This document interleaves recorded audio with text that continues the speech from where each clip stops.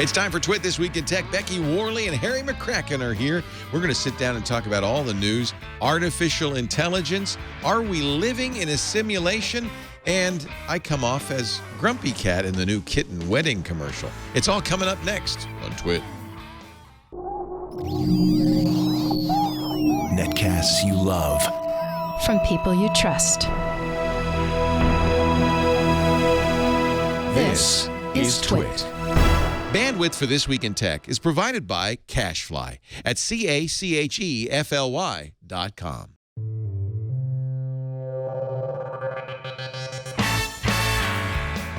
This is Twit This Week in Tech, episode 565, recorded Sunday, June 5th, 2016.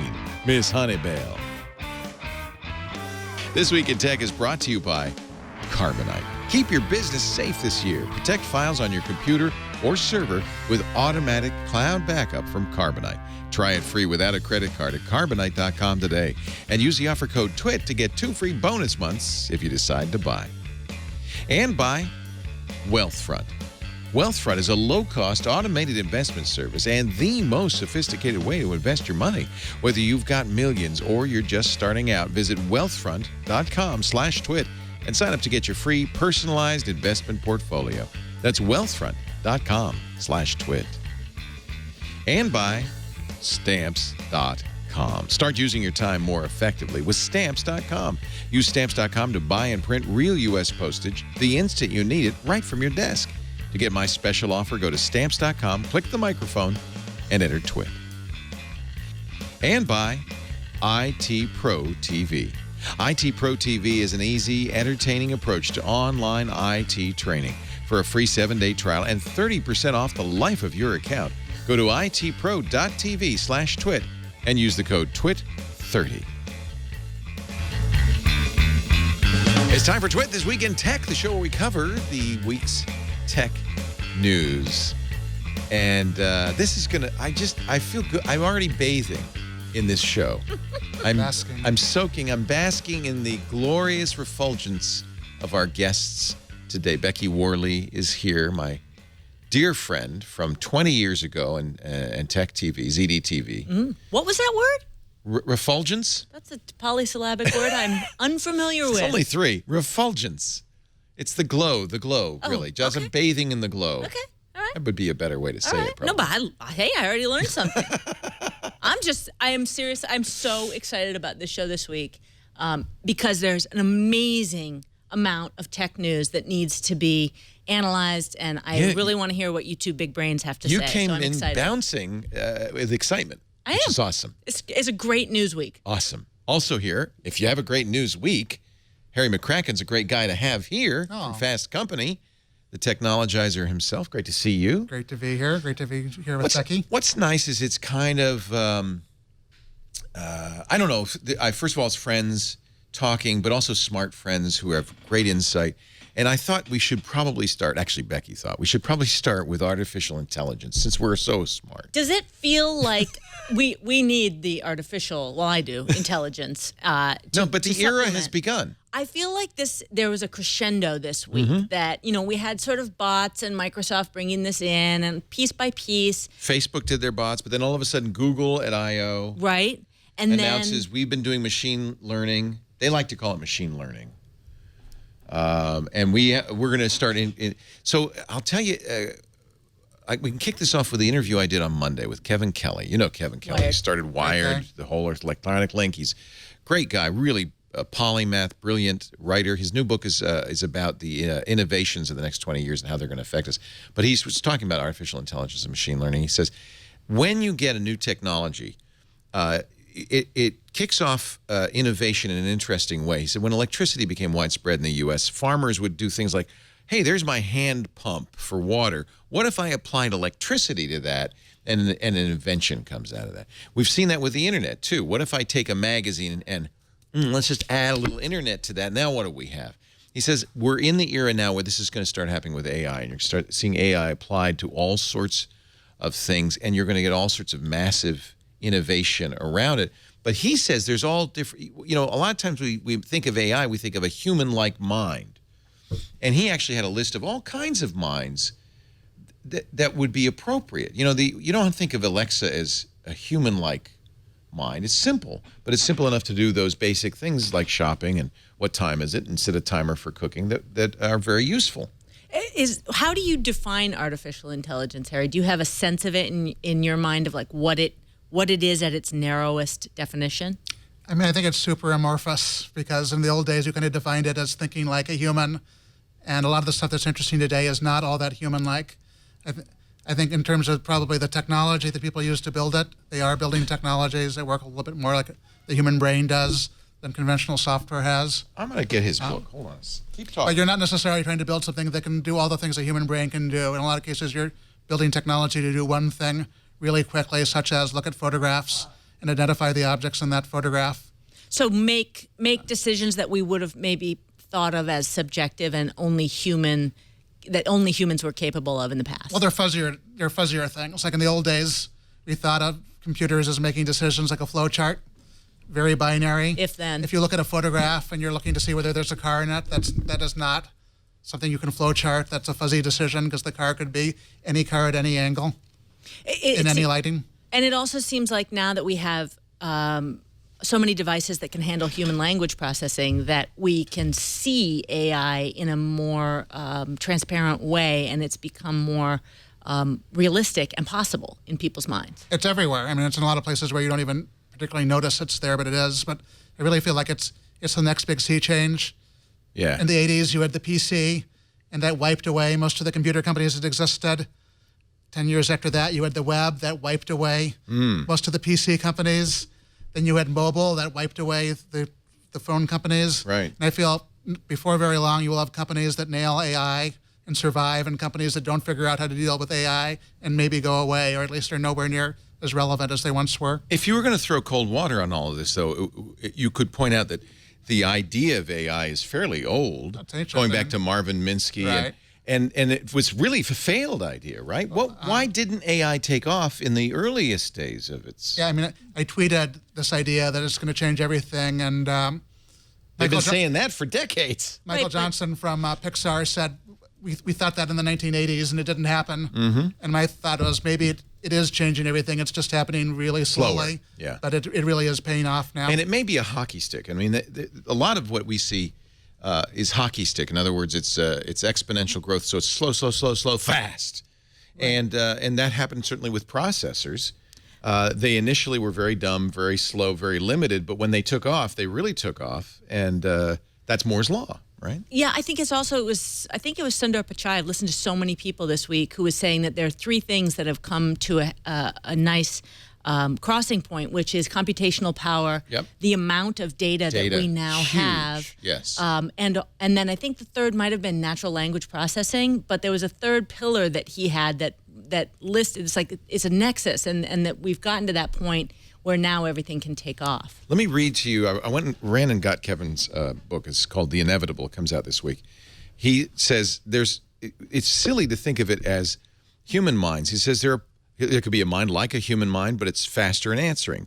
That's the easiest AI to imagine. But what about a very slow mind composed primarily of vast storage and memory? Or what about a global supermind composed of millions of dumb individual minds in concert? Kevin's the guy who came up with the hive mind. That sounds like his hive mind. How about a mind trained and dedicated to enhancing your personal mind, but useless to anybody else, right? Or a mind capable of successfully making a better mind once. You know, I mean, that's the point, is to be creative. We don't have to assume it's going to look like us. And I think we often do with artificial intelligence. And that's where it's a failure, where you say, well, but can it appear to be human? That's, I think, the Turing test. And I think that's maybe a very limited way of thinking of AI. It's incredibly limited. Yeah. And so if you have a broader definition of it, you can see it everywhere. Somebody's pointing out in the chat room, Alexa had 135 skills in January, has 1,000 this week. Let me just run through. This is just some of the things. So you guys jump in here as I go through. I'm going to jump in on, this is some of the things that happened in AI this week that were sort of brought to the forefront. So Facebook says for the first time, AI is doing more content monitoring than humans.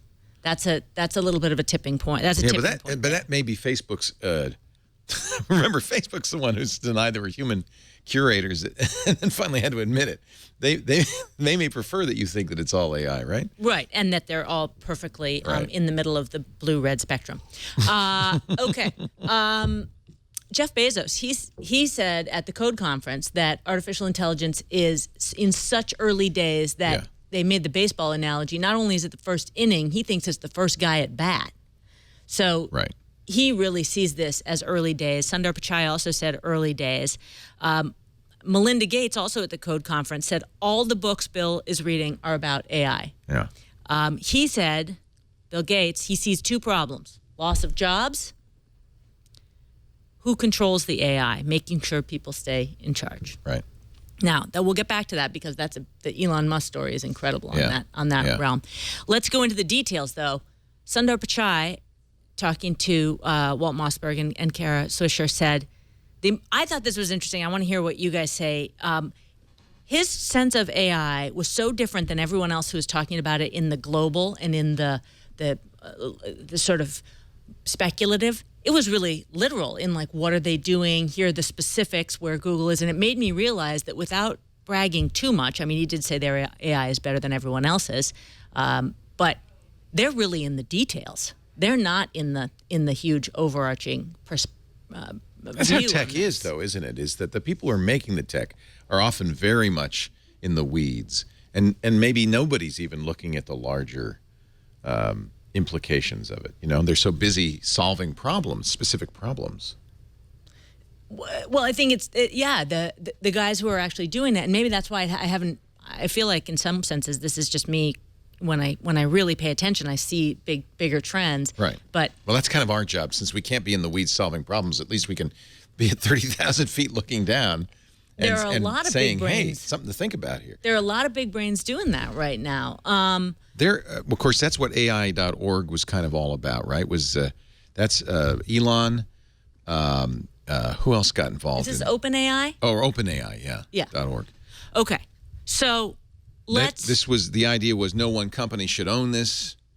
It should be part of, everybody should weigh in on this, and it should be available. More importantly, maybe even from their point of view, it's openai.com. It should be available to everybody. They're a nonprofit, but they are funding research and funding it big time.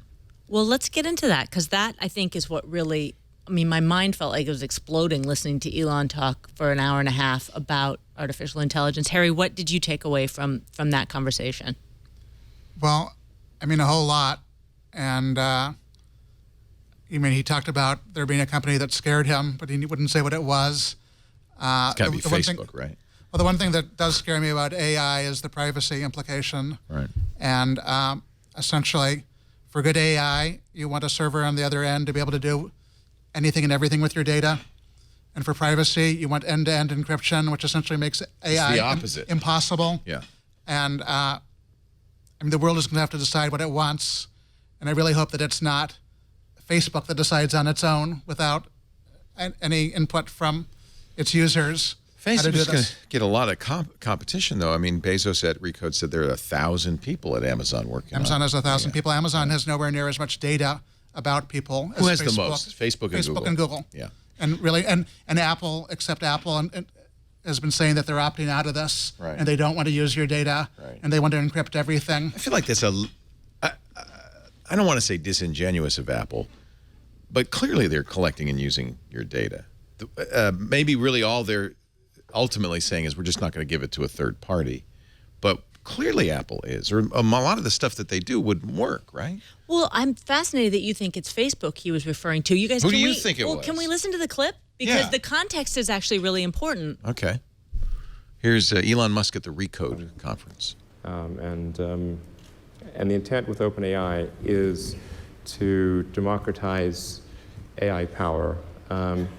There's a quote that I love from Lord Acton. He was the guy that came up with power corrupts and absolute power corrupts absolutely, which is that freedom consists of the distribution of power and despotism in its concentration. And so I think it's important, if we have this incredible power of AI, that it not be concentrated in the hands of a few and potentially lead to True. a world that we don't want. And what world is that? What do you foresee that when you see it? It's difficult. I mean, it's called the singularity because it's difficult to predict exactly what future that might be. Except I don't know a lot of people who love the idea of living under a despot. I don't think people generally choose to live in a democracy over a dictatorship. And the despot would be the computer? Or the people controlling the computer. And do you worry specifically about any of these companies I mentioned who've all seemed to now kind of be pivoting toward this as the battleground in the next 10 years? I won't name a name, but there is only one. There's only one you're So I'd worried say there's about. two. And they're not At least preoccupied Google with and making a car that will compete with you, I assume. There's only one. Maybe he's worried about Apple. That's where, because that conversation had come from with Walt talking about Apple, and Elon was very confrontational. As I mean, never has anyone sounded so bored talking about such amazing He's things. thoughtful. He's not bored. He's thinking. Right, but it was like so mellow and, It was mellow. monotone that. Here's why he's worried about Apple, if it is Apple. Right, but so he was saying that Because Apple, he Apple's was picked secret. at Apple. And Apple does what it's doing in secret. And at least with Google, maybe less so with Facebook, they're kind of being open about what they're up to. Facebook's pretty open about it. I mean, I visited their AI labs. I did a big story on Facebook at the end of last year, and a large chunk of that was their AI stuff. Yeah. They also published a lot of their research. I have to say, if it is Apple, I disagree with Elon. I think you should worry more about Apple if you're a global fashion brand than if you're an AI developer. Apple seems to have changed their tune quite a bit. You don't ever, by the way, rarely do you hear the words Apple and AI together, and all you have to do is look at their one AI product, Siri, and say, well, that's not very scary. But Do you then, think they've got a lab somewhere that... They can't opt out entirely, but I mean, Tim Cook has had this drumbeat of how we're not going to use your data. We don't want to store it on our servers. Other companies that do that, you should be concerned about. So at some point, Apple's going to have to figure out a way to live the life it wants to live, but also address some of this stuff. Because I think if you want to set up scenarios where Apple is blown away, it's where this sea change happens. And They've opted out, Yeah. and they may have painted themselves into a corner, right? I do find it odd that he talks about despotism, given that you can opt out of Facebook. You don't have to use Google services. It's a little bit different than if the person running your country suddenly decides that he's going to tell you exactly what to do. I don't feel like you can opt out of Google if you're a real human. I mean, who's like living a day-to-day life. It would be tough, but it would not be impossible. And if they ever do anything terrible, millions of people could opt out of using Google. Fair enough. So you made the case for potentially Facebook. Why? Probably it's not Apple. The other player would have to be Google. Google.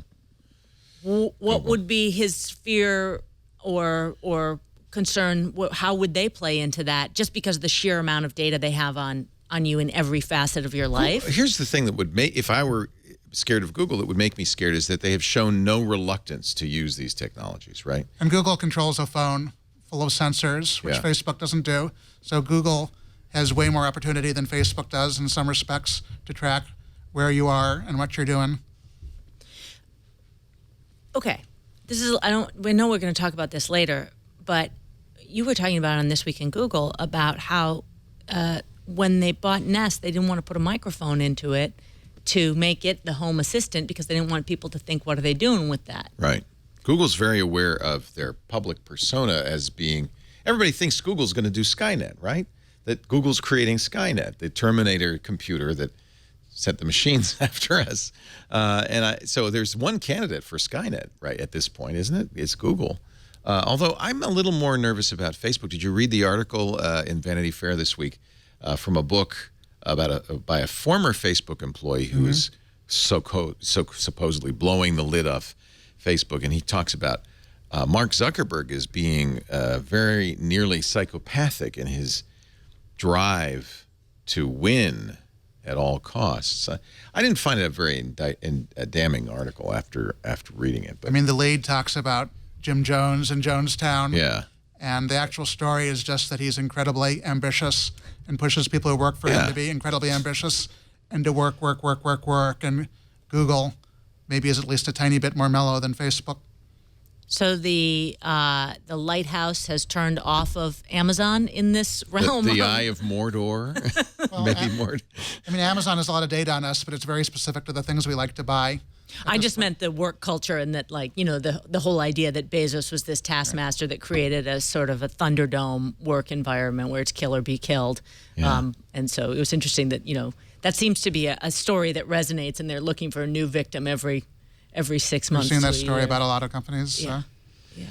Is Facebook listening to you via your smartphone? You saw that story this week, which I think was somewhat debunked. There was, I mean, just reading that, you could tell that it was just all theory. Yeah.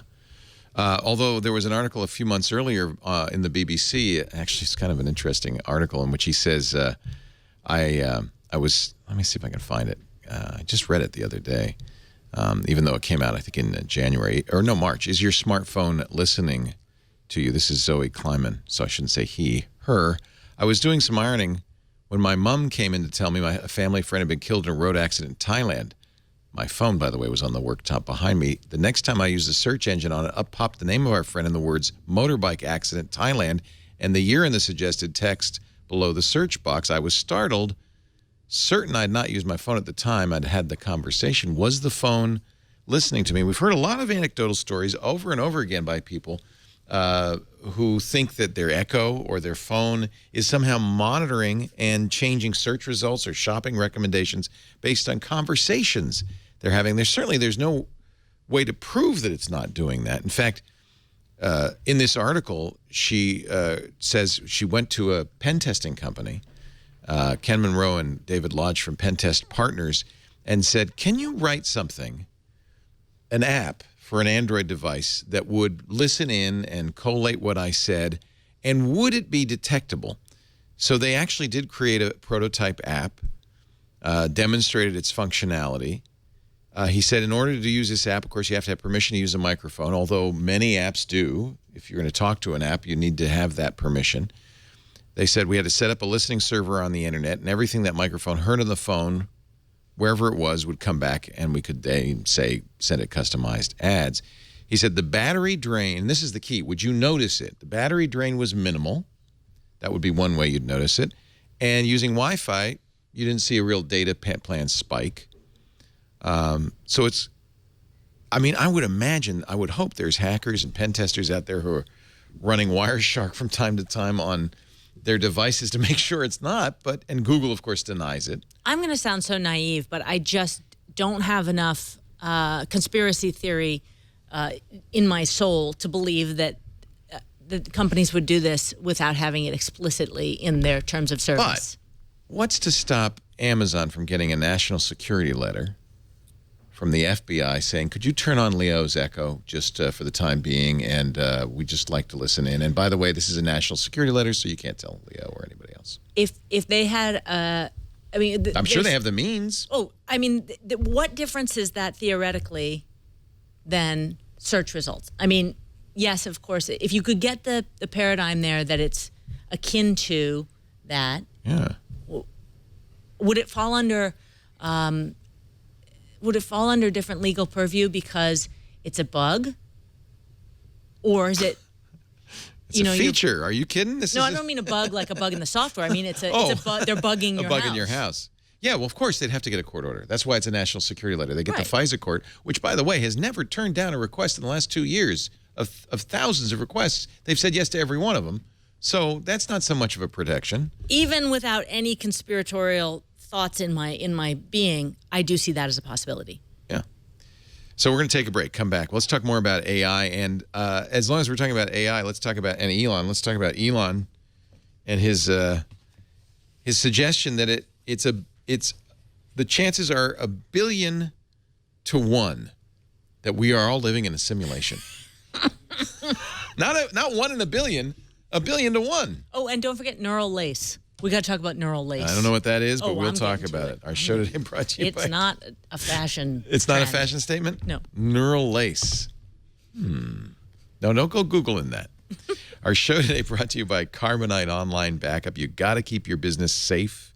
And as you know, if you listen to any of our shows, ransomware is on the uptick, hundreds of millions of dollars spent by businesses, not just businesses, hospitals.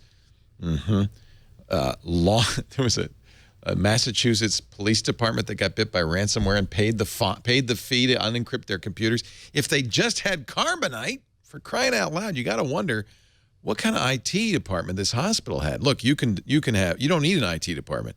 You can have the best backup solution that will protect you against ransomware right now for less than you'd imagine at Carbonite.com. Why take the risk? Why worry about downtime? They've got Carbonite for home, for office, for Macs, for PCs, for servers.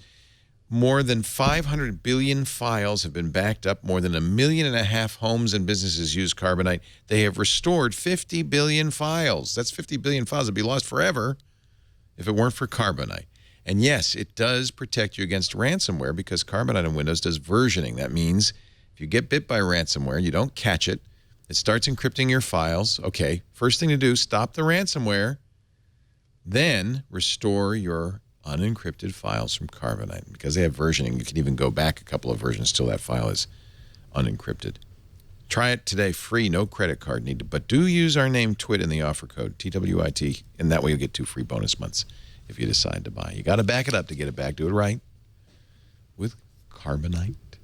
Becky Worley is here from I didn't say what you're from. You're from GMA. I'm from your past. You're from my past and my future, I hope. No. Becky was a founding member of Tech News Today. Thank you for setting that on its track. That's right track. I'm back. She's a regular. Regularly. Every other week, right? Yeah, that's right. Love having you. And how often are you on GMA these days? Oh, once a week, twice a week. And sometimes. are you still doing the consumer stuff? Or? Consumer. Did some interesting things. This week talked about Amazon suing some of its reviewers, the people who buy fake reviews. We can talk about that. That was kind of interesting. I was thinking about it.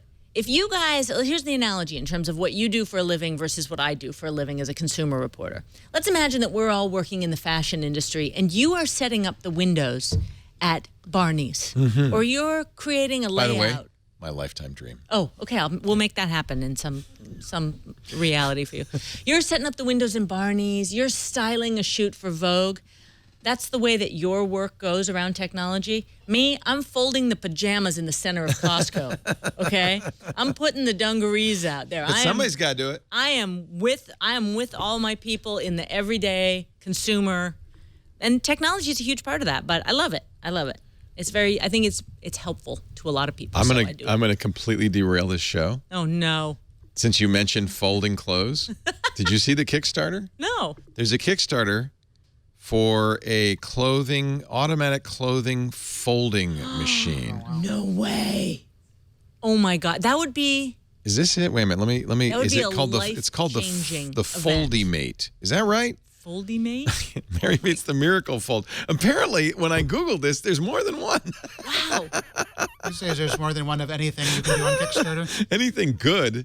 Why is Gap not funding that? There's thread stacks. Is that what you're talking about? Wow. No, Thread stacks organized your closet. No. This is a machine. It's the funniest video There's ever. Easy stacks. It's like full Rosie the Robot. Yeah, it sounds like that in principle until you see the video. Oh. And then you realize, is this it? Yes, Foldy Mate. They're taking pre-orders for next year, so it's not on Kickstarter. Wow. So you've been here, the kids. You're trying to fold, and the kids are just throwing the clothes in the air. And it's 1 step forward, 2 steps backward. Well, enter the Foldy Mate. Ooh. Yeah. See, Mom just takes her clothes and clips them into the special Foldymate device. Wow. Okay. And then watch what happens. The clothes are sucked in to the Foldymate, where the mechanical Foldymate arms will not only automatically fold and smooth your fabric, but spray it with deodorizer. Whoa. And then, and even steam it for dewrinkling. Oh, dewrinkling. Yeah, very important. And then at the end of the day, the kids help too because it's so much fun. Oh gosh. So fun. And Dad's just sitting there going, what the what? And then the tray's full, but look. It spits out So- 12 perfectly folded T-shirts. I completely derailed this. And it's only $37,000. Yes, and it takes an hour. They don't really, 700, 850. They don't, that's the target price, by the way. Right. So they obviously haven't built it yet. That'll be on GMA next week. Thanks, guys. Appreciate you. So you really are actually in the bag of Costco folding clothes. Does it do socks and underwear? Those don't need to be folded. Yeah, right. I'm such a guy because I'm the kind of person who only buys one color sock and like Oh, that's 20 or smart. 30 of them so that it doesn't matter what you put That's them with. really smart. Yeah. What do you need colors in socks for? Please. I know. Come on. I know. Actually, I shouldn't tell you this story. I'm gonna, though. You know when I say that, I'm gonna. I just had a moral dilemma. Do I tell him not to tell the story or do I let him tell the If story? you were my producer, you would say. Don't tell him. So I'm reading what was the book about by the SEAL Team 6 and killing Osama bin Laden? It was called No Bad Day, No Good Day, something like that. Mark Bissonette, the guy who got in trouble because he's the guy who was on SEAL Team 6 that killed bin Laden. But there was a detail in the book. No, everybody's paying attention to how they armed themselves, their strategies for getting in, how they found bin Laden, how they got him. I'm reading along and I read, and we looked in his clothing drawer and all of his T-shirts were rolled up. And I thought, wait a minute, that's a great idea. So that's my takeaway. The bin Laden technique. The bin Laden technique. So the T-shirts, fold them in half, roll them up. Wow. Life Works hack great. It's a life from hack. bin Laden. This Only is you what can I take get. that away. This is what I get from that whole book. That's good. Oh, I could learn how SEAL Team trains, but no. How Osama bin Laden folded his T-shirts. It's from Osama. Thank you, Osama. No thanks. I'm sure that he didn't invent it. Let's get back to artificial intelligence. Oh, and you said I was here, but you didn't say Harry's here. Tell these guys Harry's Oh, here. Harry's here too. Harry's I here. am here. The technologizer. You still use that? Technologizer.com points to my Flipboard Okay. magazine where Okay. I put You shouldn't throw it out. I put It's in my good. own stuff. It's a I put in brand. stuff I It's a find good interesting brand. on the web. So yeah. Don't throw it out.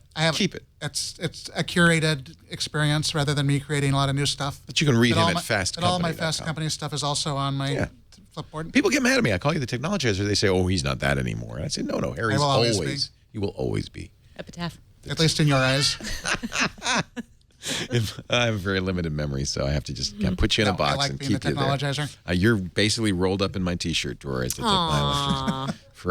Forever branded the technologizer. Elon Musk also speaking at the Recode conference. It's funny because I'm watching this video. I guess they had Q&A afterwards, and who shows up at the Q&A but Joshua Topolsky? I've been wondering what he's been up to. A creator of Engadget, right? Or editor-in-chief. I don't know if he created it, but he was editor-in-chief at Engadget. And then he did The Verge, my next thing, right? And then he left, right? He left Fox, and I don't know what he's doing these days. But apparently he's asking questions Went to to Recode. Bloomberg for a while. And then he Yeah, left right. He Bloomberg. ran Bloomberg for a while. I think he's on his own. He's doing something new. He's starting something and he hasn't said too much about it. He hasn't said anything. Anyway, he had this question, and I see There's Carson. sort of a philosophic concept that a sufficiently advanced civilization will be able to create a simulation. Yeah, maybe Elon's advanced really before. on. He knows. A simulation. I've had so many simulation discussions, it's crazy. Okay. What? Wait a minute. What? In fact, it got to the point where basically every conversation was the AI/simulation conversation. And my brother and I finally agreed that we would ban such conversations if we were ever in a hot tub. That was like, Okay. you know, 'cause that Okay. really killed That's the magic. there's something else besides a hot tub involved so there. the I think. idea is right. Any sufficiently advanced civilization could create a simulation that's like our existence, and so the theory follows that maybe we're in the simulation. Have you thought about this? And A lot. are we? A lot. A lot. Are we? Even in I hot need tubs. to know. So Are much we so. A lot. This is our Tony Stark. That's exactly what I thought. Listen to his explanation of why he believes it. Are we in? Are we in? I mean, I think here's, in my mind, like the strongest argument for us being in a simulation, probably being in a simulation, I think is the following. That 40 years ago, we had Pong, like 2 rectangles and a dot. That was what games were. Now, 40 years later, we have photorealistic 3D simulations with millions of people playing simultaneously, and it's getting better every year. And that was in 40 We'll years. have virtual reality, we'll have augmented reality. If you assume any rate of improvement at all, then the games will become indistinguishable from reality. Just indistinguishable. even if that rate of advancement drops by 1,000 from what it is right now, then you just say, okay, well, let's imagine it's 10,000 years in the future, which is nothing in the evolutionary scale. So given that we're clearly on a trajectory to have games that are indistinguishable from reality, and those games could be played on any set-top box or on a PC or whatever, and there would probably be, billions of such, computers or set-top boxes, it would seem to follow that the odds that we're in base reality is 1 in billions. Wait a minute. Now, let's get this clear. Stop it there. The odds that we are in what they call base reality, like real reality, is 1 in a billion. Now, that seems like pretty high odds that we are in a simulation. And he's not that crazy. Here's a Scientific American article from last month in which Neil deGrasse Tyson says, well, I think it's more like 50-50. What? What? Wow. I mean, I think it should be said that while games look incredibly better than they did 40 years ago, they still kind of... The gameplay has not kept up, and a lot of games are not all that much more sophisticated than a really fancy version so this is a of panel Pong or Space Invaders or whatever. This is a panel that Scientific American had of physicists, philosophers. Neil deGrasse Tyson moderated it. And what the physicist said is, well, if you want to prove or disprove this hypothesis, what you do is you observe and you look for shortcuts that the programmers might have taken. Like, okay, you're laughing, but eventually you would discover something a little blurry, right? Now, the lack of it doesn't mean you're not in a simulation. It just means that the simulation's better than one would expect, or better than maybe you think. He says, if there's an if there's an underlying, the quote, if there's an underlying simulation of the universe that has the problem of finite computational resources, just as we do, then the laws of physics have to be put in a finite set of points in a finite volumes. This is Zohra Davudi, who's a physicist at MIT. Then we go back and see what kind of signatures we could find that tell us we started from non-continuous space-time. In other words, the kind of evidence that would convince me as a physicist is where it's just kind of not quite right. A glitch, I think they called it in the Matrix. The problem is, whether we are or not, what the hell are you going to do with it? I find it fascinating that Elon brought it up. I guess really Joshua brought it up. Right. And Elon, though, jumped on it. It was like, yeah. 1 in a billion. I mean, does the guy really believe that? He says it's a certainty. Basically, he says it's a certainty. Right. That he's going through life like that is insanity. I mean, I walked away from this, listening to this entire talk with my head just exploding, thinking, genius, insane. Right. Genius, insane. The one that he got to at the end of the talk was neural lace. So his point being, let's just say 1 in a billion, we're not in a game. Right. That this is actually real life. So, I mean, we might as well wing it now. There's always a possibility. Well, if that's the case, let's go for it. Yeah. His thing, well, okay, the robots are going to take over. I'm overgeneralizing, but he definitely has a fear of artificial intelligence, as we discussed. Right. And he said that the way that humans will continue to evolve and exist is that we will create an artificial intelligence neural lace that intersects with our own brains to augment our brains, and then we will be able to compete and still maintain dominance over the artificial intelligence agents.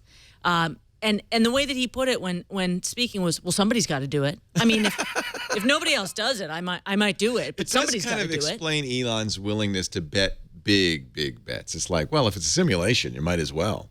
Why not? What does it matter? You're playing with house money. We're just all software. Right. Well, other fascinating insights. He said, when asked about space, he said, well, I like doing space because it's not just solving problems. It's actually something that interests me and keeps me walking in the door to work every day.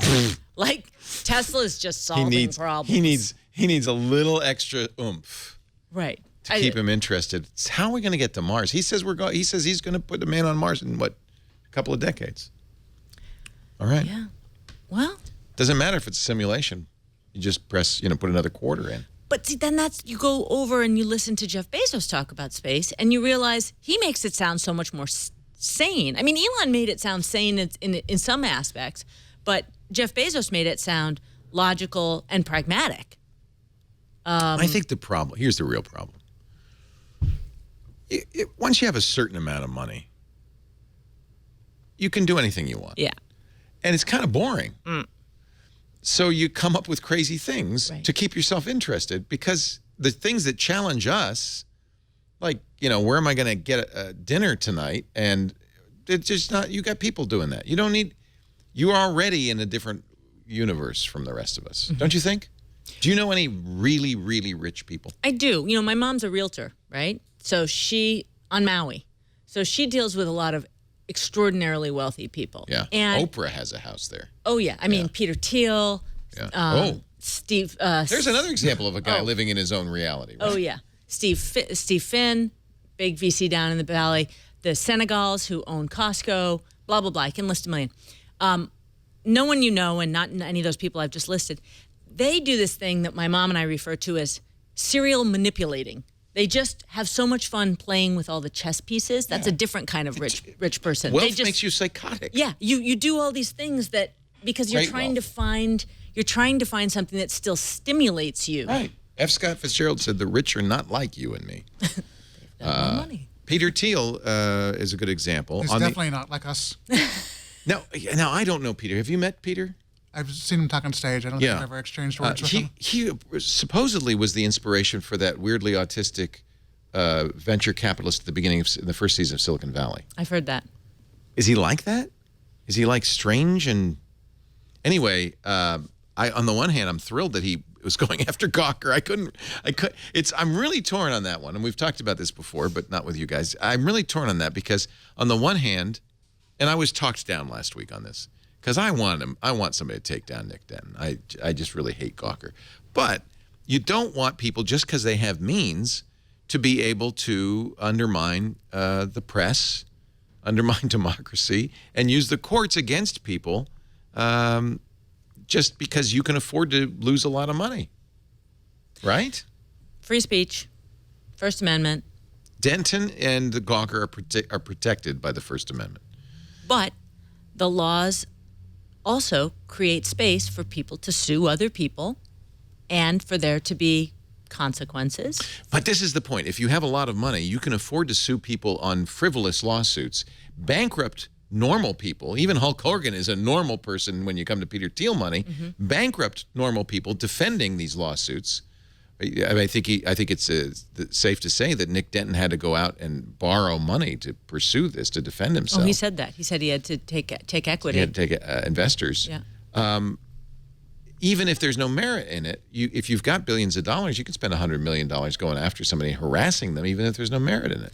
That's not an appropriate use of the courts at all. But it's within the purview of the law. Well, that's true. And the bottom line is... I mean, the judge has the right to say this is frivolous. It used to be illegal. Mr. Teal, yeah. In the old days, you could not fund somebody else's court case. Well, and there are in some states slap rules that protect people against frivolous libel suits and things like that. I mean, I think the basic issue is if Peter Thiel can do it to Gawker, someone can do it to Twit, someone can do it to Fast Company.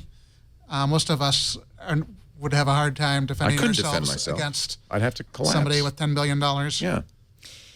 Okay, so let's play the other side of the coin, which is, of course, we're all journalists. We're going to protect the First Amendment and the right to free speech. So let's just say that's obvious. The law says you can sue people. That is the law. Yeah. It took so much for someone to finally say enough. Yeah. With Gawker. He's had a lot of, I mean. He's even admitted, and he spoke on it this week and said, we've had some terrible news judgment. Nick Denton said this about Gawker. Oh, now he thinks right. so. He was actually very recalcitrant and really not the tone that I expected him to come out with. He just got religion. Maybe there's something to be said for Peter Thiel spanking him a little bit. So, I mean, I know in principle, I definitely stand with Gawker, but I also see the legal system and the financial system really of capitalism as a part of journalism playing into this because it took that much. You just talked me back onto the spanked. ledge. You just talked me. They talked me out of it last week. You just talked me back into it. I mean, go get him, Peter.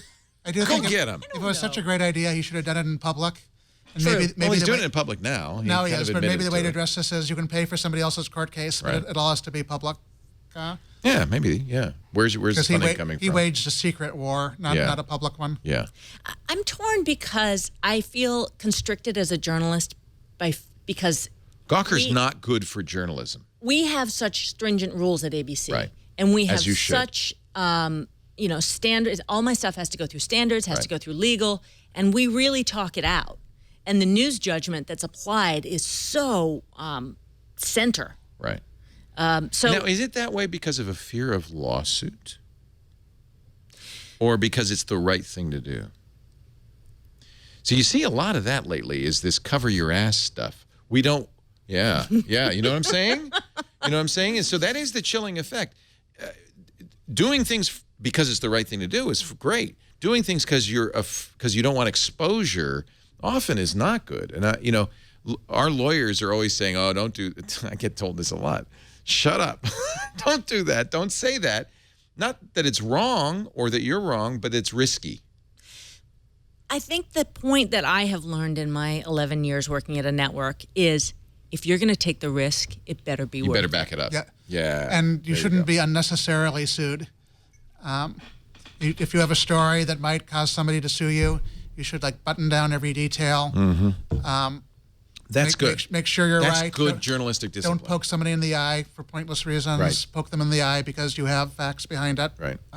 Gawker's defense, and I think it's really a disingenuous defense. It's really bad. It's a rationale, not a defense. Is we have to speak truth to power, but outing Peter Teal is not speaking truth to power in any respect. And that's not even the only reason why he was ticked. Yeah. Peter Teal said that he was mad because they had done grievous harm to his friends, including Sean Parker and some of the other. Well, we all know somebody who has been slimed by Gawker. I mean, they really were slimy. Right. But, you have to put TMZ and Page Six and all these guys in the same category. Here's where I say this is different. And Roberto Baldwin schooled me on this. He used to work for TMZ. In the early days, he worked for Harvey Levine and TMZ. He said, you know what? This is a symbiotic relationship.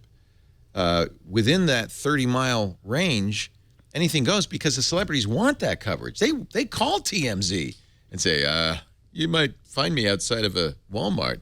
Sometimes they want the coverage. Maybe. Johnny Depp does not want the coverage. He did not want that coverage. Yeah. So I think that's not as utilitarian as you think it is. There is, between Hollywood and the gossip columnists, there is a symbiosis. And that's part of the industry. And frankly, if you're a movie star, you get into you're not getting into this. Peter Teal, as a venture capitalist, I don't think he kind of made that implicit agreement, right? That, my private life is now public. Why would he even consider that? Just because he's technically a public figure, why would he even consider that's fair game for any journalistic entity? Yeah, it just doesn't feel good, any of it. It feels so yucky that it's really hard to, I think Jeff Bezos said this week that it's not the pretty speech that you need to ever defend. Right. It's the ugly speech. And that's the bottom line is you get into these horrible situations where if you're defending the First Amendment, you always end up doing it in cases that make you feel yucky. There's a lot of stuff that is yucky and should be absolutely legal. Yucky but legal. I want you to tweet that. And then just let the chips fall where they do. I don't know what. I'm trying to think of what that would be. A lot of journalism that makes people uncomfortable and causes trouble for people. Well, that's appropriate, though, if it's... It's just bad judgment. You can't legislate bad judgment down to an inch of its life. Right. And so, yeah. This is not going to go away because we live in a new age for journalism where there is intense pressure on journalistic entities to survive, and they are all threatened by the internet and kind of the end of the home page, and they're all kind of in desperate need to get clicks and traffic and links, and journalistic rules seem to be somewhat going out the window. I mean, you're both longtime journalists. Some of the things that we thought 20 years ago would never happen all the time now, even from well-known journalistic entities. Well, that's where the legal system and the financial sort of punishments here that may be handed down in this case. I'm not saying that Peter Teal should have funded them secretly, but they may have a chilling effect on the needless publishing of stuff that that doesn't need to be out there and doesn't help anyone. I mean, that's one of the things that Nick Denton said, is that the amount of information that's now available has increased exponentially, as much as the competition and all the other journalistic sources online, news sources. So they have to be more discriminating about what they choose to publish. Speaking of artificial intelligence, Google has now said that we are hiring novelists to give our artificial intelligence personalities a backstory. This is a Fast Company story. I found that really disappointing, because one of the things I've liked about Google now up until now is it's made no attempt to have a personality. It doesn't understand jokes. It just is really smart about the stuff it does, as opposed to Siri and Cortana and Alexa, all of which are programmed to be funny. And after a certain, they get annoying, don't they? After a certain point, it was very entertaining and a novelty when Siri did it a few years ago. I like the fact that Google is utilitarian, and I'm a little worried about them getting a little bit too cute. They're not after you. Just like the television networks really care about the millennial demo, they are trying to attract users for their entire life. And that's my kids, And do your kids want the exchanges to be more human-like? Oh, totally. Yeah. Their expectation of human language is high, and that's why one of the women that they hired to do this is a woman named Emma Coates. From Pixar. She's from Pixar. And at the Moog Fest, she and Ryan Jermick, who's one of the other guys, they were joking that, this is really about humor. And one of the things is they're preparing answers to questions that they get a lot, which is, do you fart? Right. This is a quote that they said, do you fart? And it might say, they said it might lead the artificial intelligence to say, not recently, or perhaps something more sassy. Maybe Google could ping data about nearby air quality test results. So, I mean, I'm being flip about this, but there is a willingness to go to a different demo than your traditional tech reviewer, mature audience, and I think that they're realizing that there's an opportunity. We aren't going to ask those questions. Our kids will. I have to And say, maybe they though, can do it better than Siri and Alexa and Cortana have. Isn't it, though, Harry, kind of singularly unsatisfying when Siri says, I can't answer that question, or Alexa says, I don't know what you're talking about? Well, Google has as good or better a chance than anybody of not having that happen. I mean, It at least can answer the question. Yeah. Right. But what if you ask it a nonsensical question, what should its response be? Should it just be that question is nonsense? Well, I mean, that's kind of insulting. I personally would be okay with it saying, I don't understand, Dave or Harry. Yeah, why are chickens blue?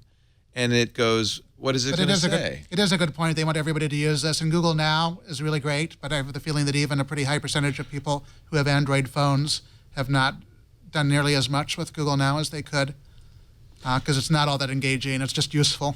Well, but this is the point, is that Sundar Pichai said this week that they are trying to make an individual Google for every single user. And so that if there were true AI, it would learn whether you want that or not. That would be good.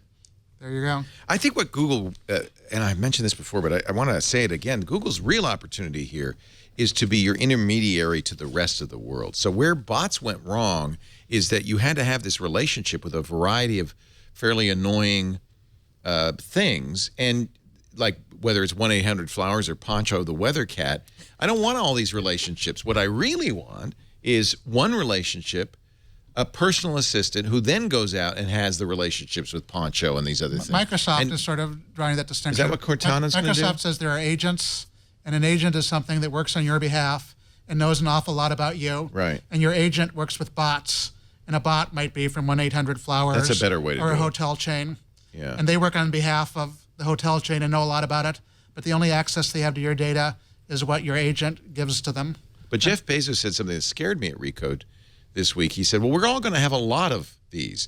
And I imagine this mantelpiece filled with an Echo and a Google Home and a bunch of things. And then you have to remember which can do what and who to ask for and what the syntax is. And that seemed like the future Jeff Bezos envisioned. I hope that's not the case. This is just a whole new way of having the ecosystem discussion.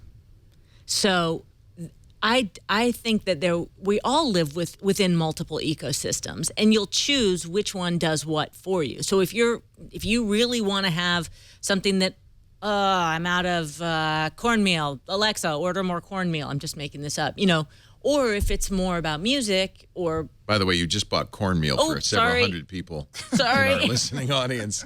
I hope you can use that cornmeal, everybody. Good stuff. I'll tweet a good recipe that involves cornmeal. Alexa, give me a polenta recipe, and then we'll be all set.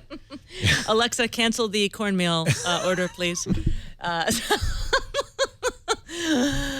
So, I think that you will choose an ecosystem based on your most pressing needs, interests, and existing affiliations. This is what Bezos said. I think there are going to be a bunch of artificially intelligent agents in the world. There are going to be specialties.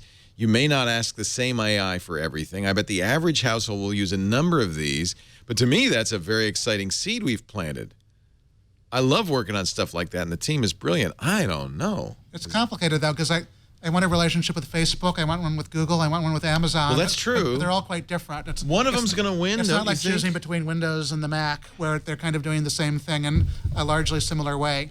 These companies are all doing different stuff. See, in my imagination, I think that Google, let's say Google is the winner, is the incumbent, and Google, my house will be a Google house, and I will say, Google, I'm out of toilet paper, order me some more, and it will tell Alexa, get Leo some toilet paper. It'll talk to 50 different bots and find the one that's cheapest and fastest. I don't want 12 personal assistants, each with a different skill. No one wants that, right? I'm also going to start doubting Alexa, who's making noise. Alexa, buy cornmeal stock. Alexa's next to me now. That's Echo? Who is this? That's Echo. No, Echo. We say Echo. And by the way, that one is triggered by Echo. Okay. Not by the A word. Okay. I won't say her name or the repeating sound word. It's like saying you want 4 different operating systems in your house. You're going to pick one, aren't you? And have it. No. That's what an operating system does. It intermediates. No. Because right now, I guess we all have your many. house doesn't count because you're. I'm not a usual, but I guess everybody will have an iOS and or an Android device and maybe a Mac and a Windows device. I guess that's not unusual. Yeah, we have a Nest, which is right. That's its own thing. Yeah, which is the Google world. We buy all our stuff on Amazon. We have mostly Macs and iPhones. We're all living in an ecosystem that looks like a Venn diagram. Yeah. That's not ideal. In her, you dealt with Scarlett Johansson, and she did everything for you, right? Isn't that what you want?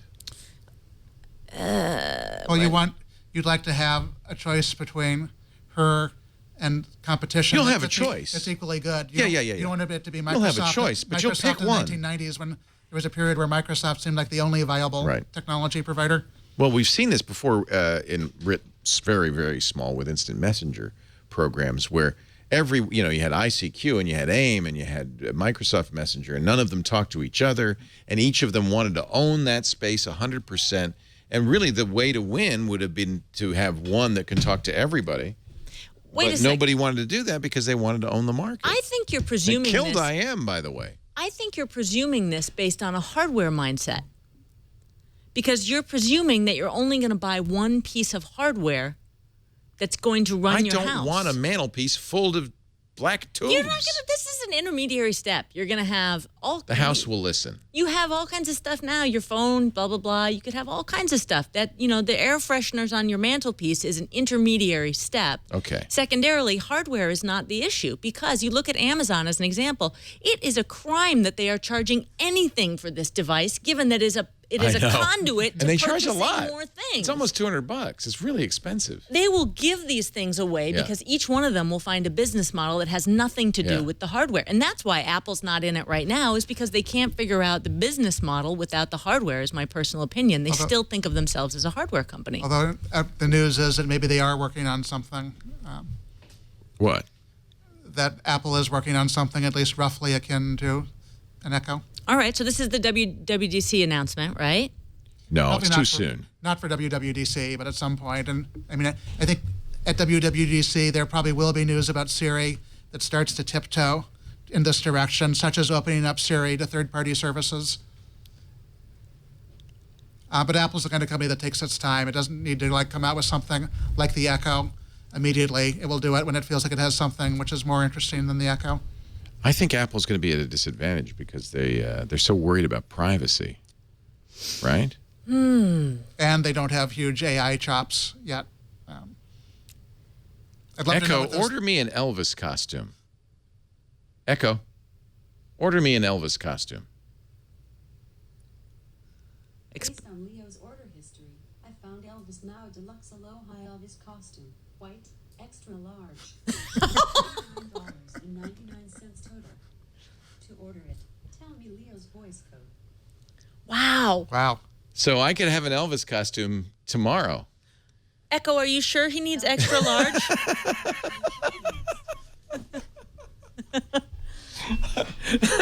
Now, if Echo Now, was... is that a convenience or what? How many times have you been walking around the house thinking, gosh, you know what I really need is an Elvis costume? And now you just ask the house and it delivers it. Do you buy clothes from Amazon? How does it know your size? I could say more socks. Yeah. Echo, order me some socks. Jeff Bezos said that fashion is one of the categories he's most excited about in retail. Yeah. I can't find the answer to the question I heard. See, that's what you don't want It's to hear. supposed to make a funny joke, I know. Yeah. You should say socks. I thought you wanted sex. No, that's not good. That's really not good. Sorry about that. Sending porn to your phone now. Tomorrow, you will receive some VHS tapes. Let's take a break. Oh, Lord. Oh, Lord. You've really ticked off the Alexa owners now. It was like a full-fledged... No, because I don't say the A word. I trained it to say the E word. Oh. Now, You of course, can there's talk about people who listen to the show who say, oh, I can't use the A word, so I'm going to use the E word. Now they're really mad. I see. But you can also use the other A word, Amazon, if you want. But that's another thing, by the way. Each of these should have its own unique trigger phrase. Why, in heaven's name, are we still all using the same trigger phrase? That's terrible. I'm telling you. Different Google for every user. By the way, have you seen our Google Home? Have you tried it yet? It smells really good. Ooh, Cinnamon and vanilla wow. flavor. That's new and probably not going to last. I'm going to put that far away. Our show today. Thank you. That is a Glade air freshener. But I think that's pretty close in size and shape. By the way, in the chat room, the Gem Doctor says, an Elvis costume is such a waste of money. A pantomime horse costume, however, would be far more useful. That takes two. That's the problem. It takes two people to wear it. Lisa not down for that. No, I'm not going to do it. I'm tempted. But I don't think there'll be a pantomime horse costume in my order history. No. It's surprising what is in my order history, though. You could try a few things, just see what happens. That's another kind of a leak of information. Yes, I know. Wealthfront. I know. Our show today brought to you by wealthfront.com. You invest, I hope, for the long term, for you and your financial health, your family's financial health. You got kids going to college someday. It seems like that's a long way off. They're only 8 years old. 10 years is nothing. Nothing. Start putting money aside. But obviously, you're not going to put that in the savings account at the bank. You might as well put it in your mattress if you're going to do that. That's just going to whittle away to nothing. You need to invest it. But how do you invest? Do you hire somebody and pay them 1%, 2%, 3% of what you've got under management? By that time, you got to make 3% more just to break even. Or are you going to do it yourself? That's what I thought. I'll read all the books. I'll be smart and I'll learn. And I did. And I think I did a good job 10 years ago. I haven't checked in a while. And that's the problem. You need to kind of monitor this stuff and rebalance and rejigger and kind of keep an eye on what's going on. Well, I got a way to do it that doesn't cost you 3% of what you've got under investment. It doesn't cost you any time. That does a better job than you could ever do because it's watching all the time. It's called Wealthfront. And because Wealthfront is computerized, it's software. Software works cheap. 0.25% a year with no additional charges, no transaction fees or anything. Wealthfront is really, really interesting. This was created by some very, very smart people using something called modern portfolio theory. It adjusts to your own personal risk tolerance and your time frame, but it does stay diversified and tax efficient. They use tax loss harvesting to make sure that you get the highest return at the lowest tax cost to you. It's really cool. You can get this Wealthfront dashboard where you can see exactly what they're invested in, and for, day by day, hour by hour, minute by minute. It's not now. Of course, they're constantly rebalancing, but it's not day trading. This is for long-term investing. It's going to take a few minutes to sign up. I'm not saying do this right away, but I do want you to go right now to wealthfront.com/twit and at least get the portfolio analysis, answer just a few questions about time frame and risk, and they will actually create a portfolio for you. But they'll look at your existing portfolio, see how much you're spending in fees, how efficient it is, what the tax consequences are of your investments. And then every trade they make, once you do invest, you can see right there, along with all your other accounts. They put it all in one big dashboard, whether they're at Wealthfront or not. Wealthfront is now managing $3 billion in client assets because it works. It really works. I want you to find out more. Go to wealthfront.com/twit. $500 is the minimum investment, so it's easy to test it out. But I love this. As a Twit listener, you're going to get $15,000 managed for free. Your first $15,000 entirely free of charge, and not just for the first year, but forever. So that is a really great way to start your nest egg. If you haven't started saving for retirement, for college, for a house, for a vacation, for just a rainy day fund, everybody ought to have one of those. Wealthfront.com/twit. We thank them so much for their support of This Week in Tech. What a week. Well, AI is a good subject, and I think Facebook is using AIs to look at offensive photos. Mm-hmm. That's actually good, because I once saw an article about the poor people who have to look at every image. What a horrible, horrible job that must be. They get PTSD. I mean, yeah, it's horrible. So Facebook now has an AI that will go through all the pictures and report offensive photos more. In fact, they do a better job than humans do, they say. And here's the most important thing that I really like. At first I thought, oh, this is dopey, but then this sentence got me. This is from TechCrunch. AI could quarantine obscene content or offensive content before it ever actually is seen by a human. Not just that, but anybody, right? It can catch it that fast. And I think that's great. I mean, there's stuff that I regret ever having seen, like me and an Elvis. and it'd be nice that nobody ever had to see that at all. I did a story recently on Whisper, which is using AI to hide secrets which people post to Whisper before they're ever Whisper's seen. still around? They're still around, and they're using AI for something similar to what Facebook is doing, but for text messages. That was the big problem with Secret and Whisper and all of these, was that people were using them to say really scurrilous things anonymously. Whisper doesn't want you to be able to do that, and they're able to hide a lot of it without humans being involved. Not all of it, but an awful lot. That would be great. And they also say that computers are better at moderating stuff than human beings are. This I find hard to believe, because, I mean, obviously they've gotten better than the days where it would measure the amount of flesh in a photo. I mean, that's what it did, right? And if there was, more than 30% was naked flesh, well, we got to figure there's some nudity here. But I mean, how do you see a beheading, for instance, and know what that is? That's got to be pretty sophisticated. Although when I think about how Google Photos, what a good job of categorizing my photos. All of my beheading photos are in a single folder, which is really, no, that's a terrible. I shouldn't make that joke. And we've gone to beheading news. Yeah. Wow. That's a new, Godwin's new rule. Was it Periscope this week? Yeah, Periscope has a new. I like this idea. Jury system. Yeah, so they're going to have sort of crowdsourcing the comments that are deemed offensive. So if someone who's broadcasting sees a comment that's offensive, they can flag it, and then the people who are in that broadcast viewing it, a select group will be chosen randomly to vote on whether they felt that comment was inappropriate, offensive, or abusive. It's the way they described it is a little bit laborious, because those 7 or 8 people vote, and then the results of that vote are shown to the entire group, and then they decide if the commenter should be banned from commenting in that broadcast. And that's the other thing that I find to be a little bit of a problem here, is that the penalties are kind of limited. Right. you'd like to see them maybe do that on a one-time basis, but if one user is banned repeatedly, maybe then they have a more serious repercussion. But the idea of crowdsourcing comments, thoughts? I think this is interesting mostly because they choose a jury randomly. So that would, I would think, eliminate kind of mob rule and ganging up on people and stuff, but maybe not. I think it's a great social experiment. I'll be very curious what happens. And it's like the opposite of AI. It's using actual human brains. Well, we know ultimately, aren't human brains better at this? Maybe not. I don't know. Facebook says not. I don't think so, given there are so many examples of humans either not moderating stuff they should have or moderating stuff they shouldn't have moderated.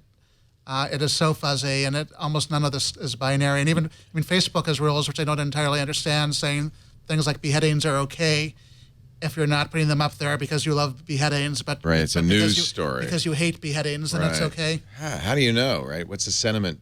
We can talk about AI all day long, but fair use, which is basically, whether you look at it in the legal context or in this context of posting something that's inappropriate in one context but appropriate in another, that is got to be one of the hardest things for humans, and let alone.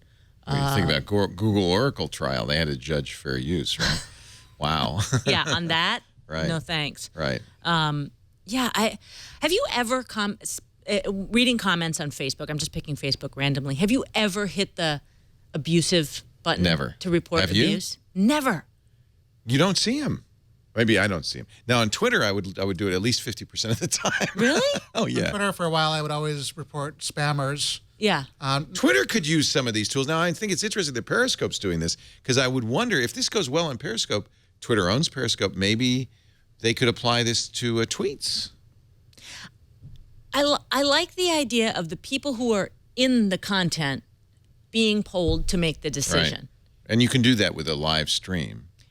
Because they know the context. They're watching the video. They know contextually, is that an offensive comment in this context? So would that be enough? I'm trying to draw the parallel to Twitter. So Twitter, just by you can't reading really. it, It would just have to be based on what you said. Yeah. But still, I think I like the idea of a randomly selected jury. Well, you're always a wisdom of crowds guy. Who would it be? Who would it be, though? Yeah, I like that.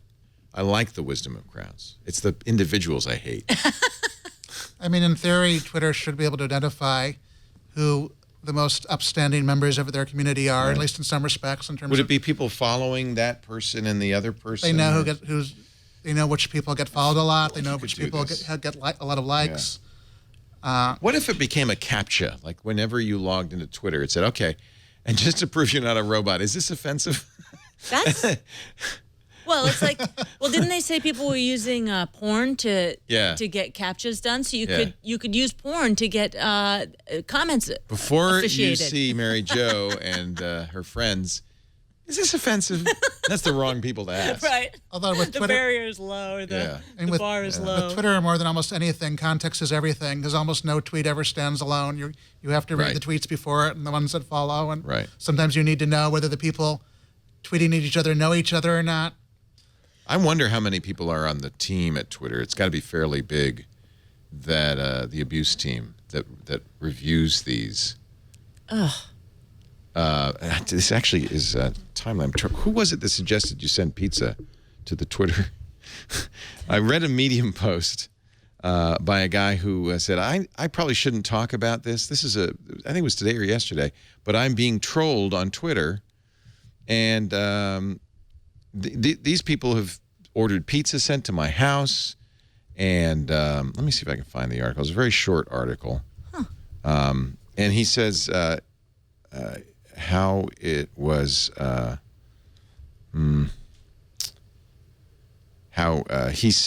the end of it, he said, I think everybody reading this should send pizzas to the Twitter team.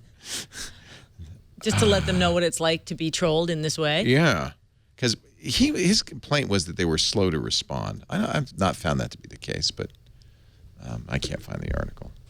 Are we going to, when it comes to this issue, this seems to be reaching a crescendo pitch right now about abuse and the fact that all of these services are not handling it well. What's your feeling that we will either collectively get a thicker skin or technology will solve the problem?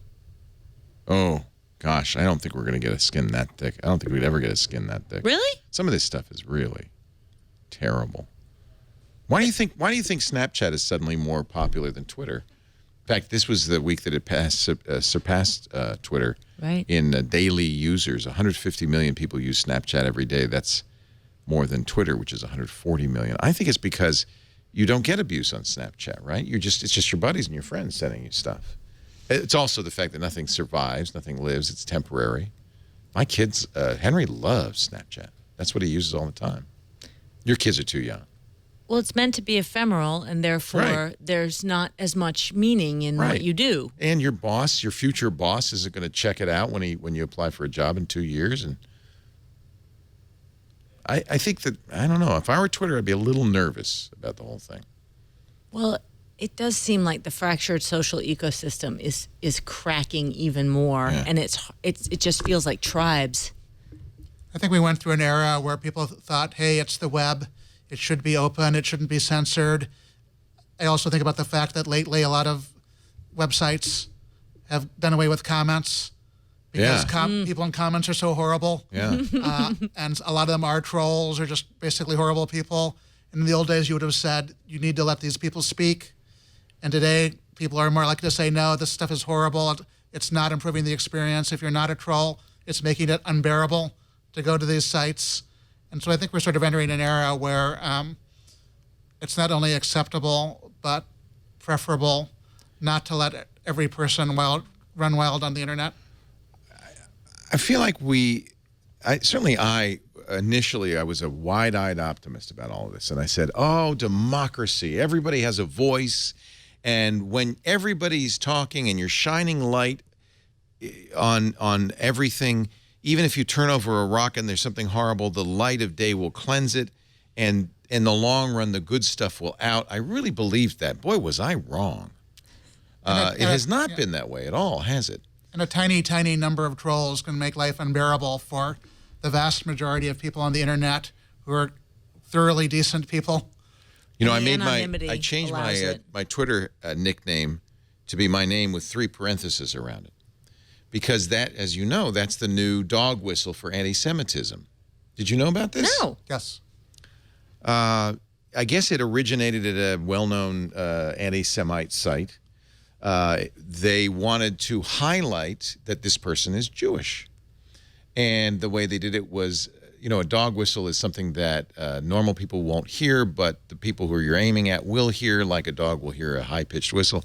By putting this hugs, what used to be hugs, around this name, it was a dog whistle to other anti-Semites that this is a Jewish person. And so I wanted, in solidarity, I thought, well, we should all just do this, and that would just go away. Huh. You know, but isn't that reprehensible? So they publish on Twitter and other places names of Jewish people with these parentheses. And they had a Chrome them. extension to help them manage their. They wrote a Chrome extension. Yep. Which. This is. Which Google just got rid of recently. Yeah. Until recently it was available. Yeah. I'd see. I live in more of the everyday where you don't see it as much. I just feel like, you know, so many people go through life kind of with the Amazon reviews philosophy, which is don't read the 5-star reviews, don't read the 1-star reviews, just cut the top look and for bottom the middle off. and try and ignore the top and the bottom. Yeah. But like you said, there's certain things you can't unsee, and when things strike a chord and they're critical, I think it damages the internet because you don't want to put yourself out there like that in that way. Yeah. You know, in all of these social platforms. But that's horrible. It is a little bit of a disappointment to me that what I thought would be this amazing democratizing force is just turned out to be a way to spread hate and vile filth. And I think it's a small number.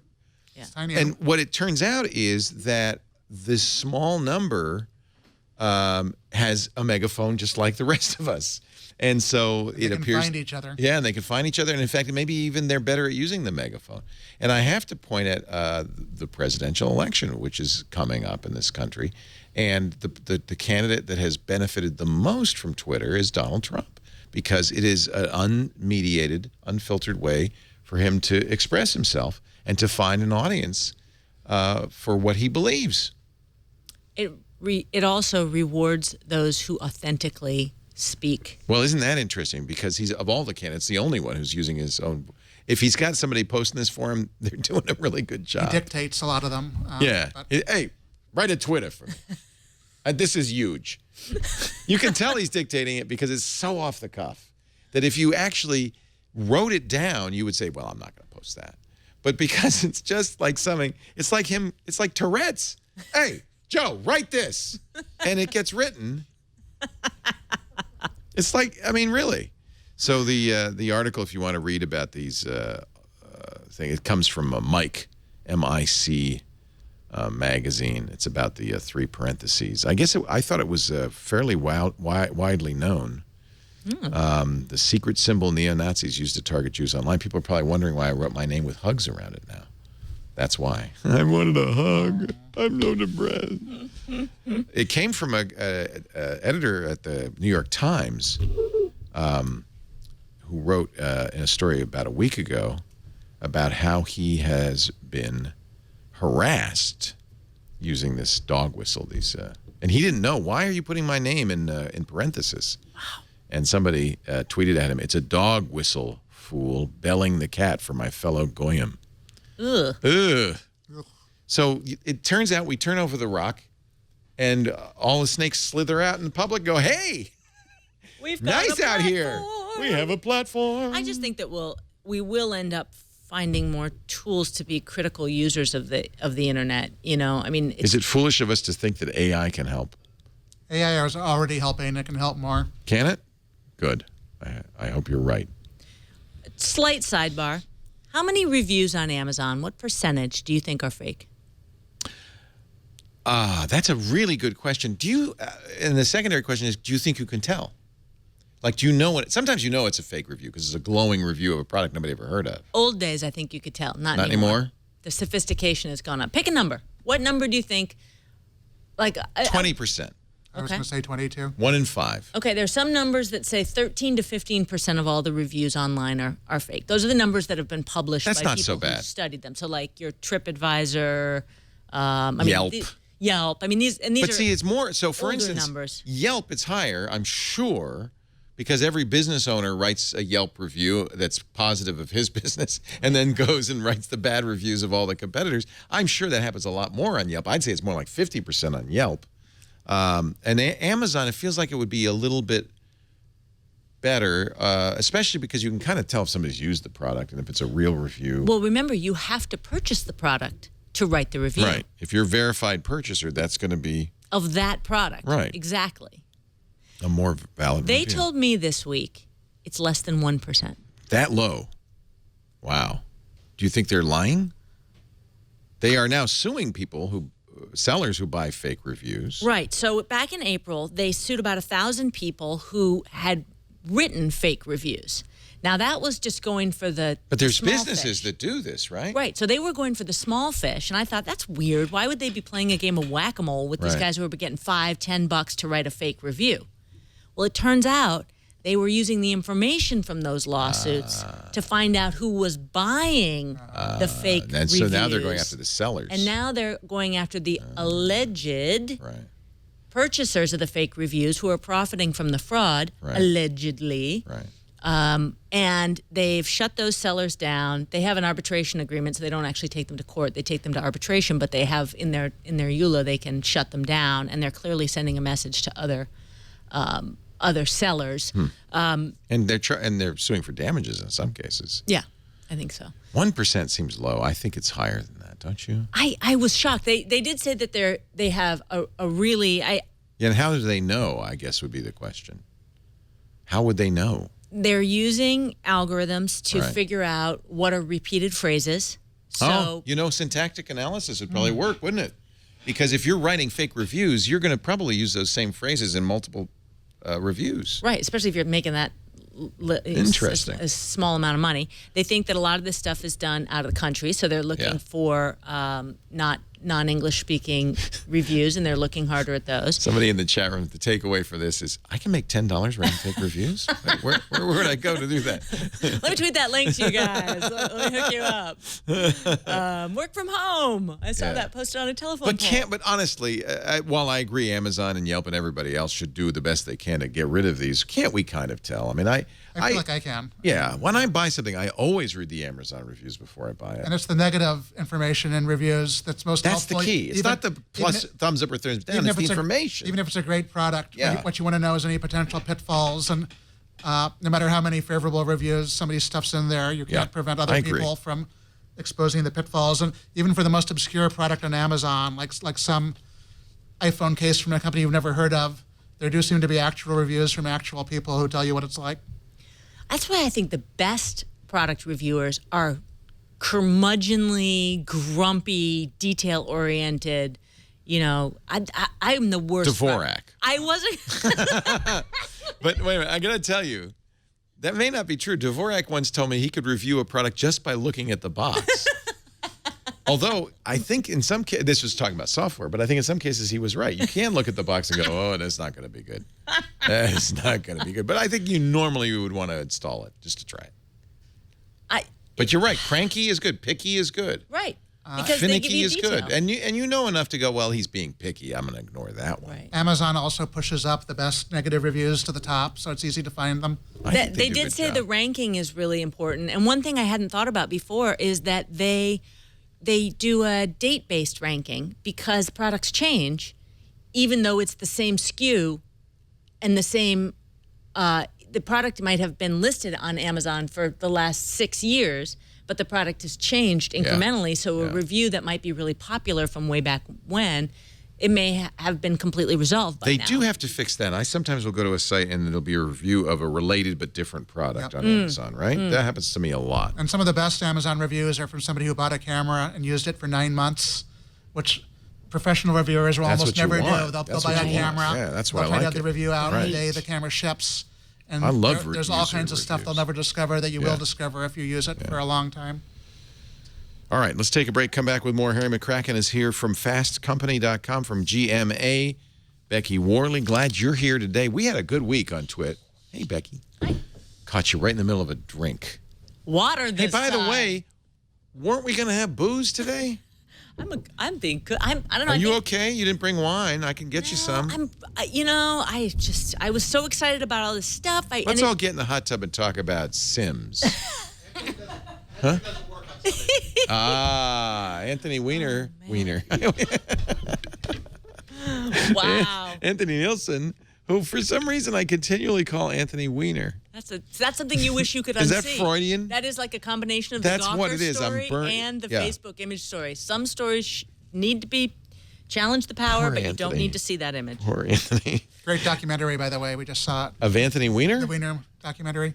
It is So really what's good. what's the bottom line on that? Well, he so and to speak. He and his wife allowed a camera crew to follow them when he was running for mayor, and they were incredibly open around the camera crew. And even after his campaign melted down, they continued to allow the camera crew to follow them. Wow. And it's the most real political documentary I've ever seen. I will absolutely watch that. Does she still work for Hillary Clinton? Yes. Interesting. Wow. She does. Okay. Oh, I got to see that. What's it called? The Weiner. What else could it be Weiner. called? If you thought you were going to get a hot dog documentary, no. Wiener House? Isn't that a chain? Your Wiener Schnitzel? We are Wieners. Dum, da, dum, bum, bum, bum, bum. This episode of This Week in Tech brought to you by Stamps.com. I know a lot of you sell online. This is very popular. But what is your package when you send it? What does it look like? Your Etsy or your eBay, wherever you sell. Does it wrapped in brown paper with twine and then a bunch of licked stamps on there and a handwritten address? That does not cast. I mean, first of all, your buyer may be reluctant to open it. I know I am. Like, what is this? Stamps.com makes it look professional. With Stamps.com, you can buy and print real U.S. postage right from your computer and your printer. You do not need a postage meter.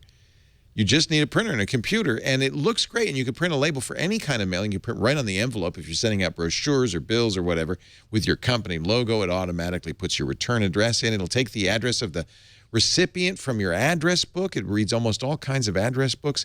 If you sell on eBay or Amazon or Etsy or a bunch of other websites, it will actually get the information from the website, so it saves you typing. And it'll automatically validate the address using the Postal Service database and make sure you've got exactly the right postage. It does that with this USB scale. I'll tell you what, I'm going to get you the scale. And I'm going to get you Stamps.com for a month for free. And I'm going to get you $55 in postage coupons.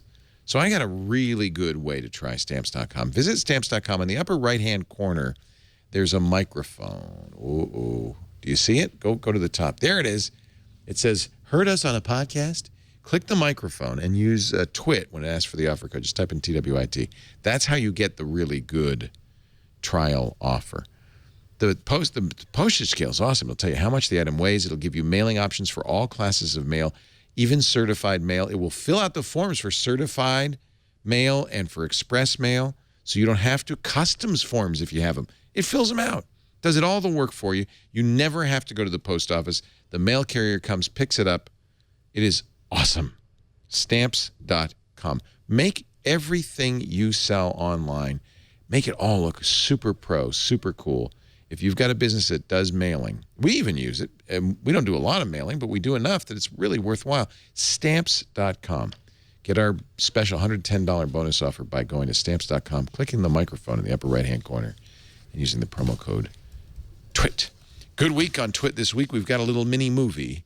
I think Victor put this together for us to show you some of the highlights. Watch. Previously on TWIT. I love your setup. Wow, is this your man cave? This is a Mac cave, yeah? Yeah. Totally Mac. Have you heard the good word about Linux? Don't stop.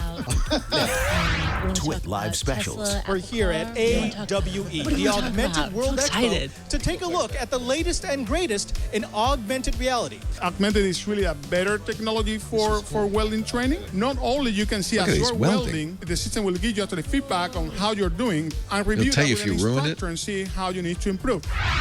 That was really cool. What we're going to do is we're actually going to show you the process that we use here on Know-How, from just downloading and printing objects. Exactly. To maybe downloading, modifying, and maybe even... He even mentioned that. You don't have to set your hair on fire. It's all based on finding something in the real world that you want to fix or you want to improve, and then somehow making it better.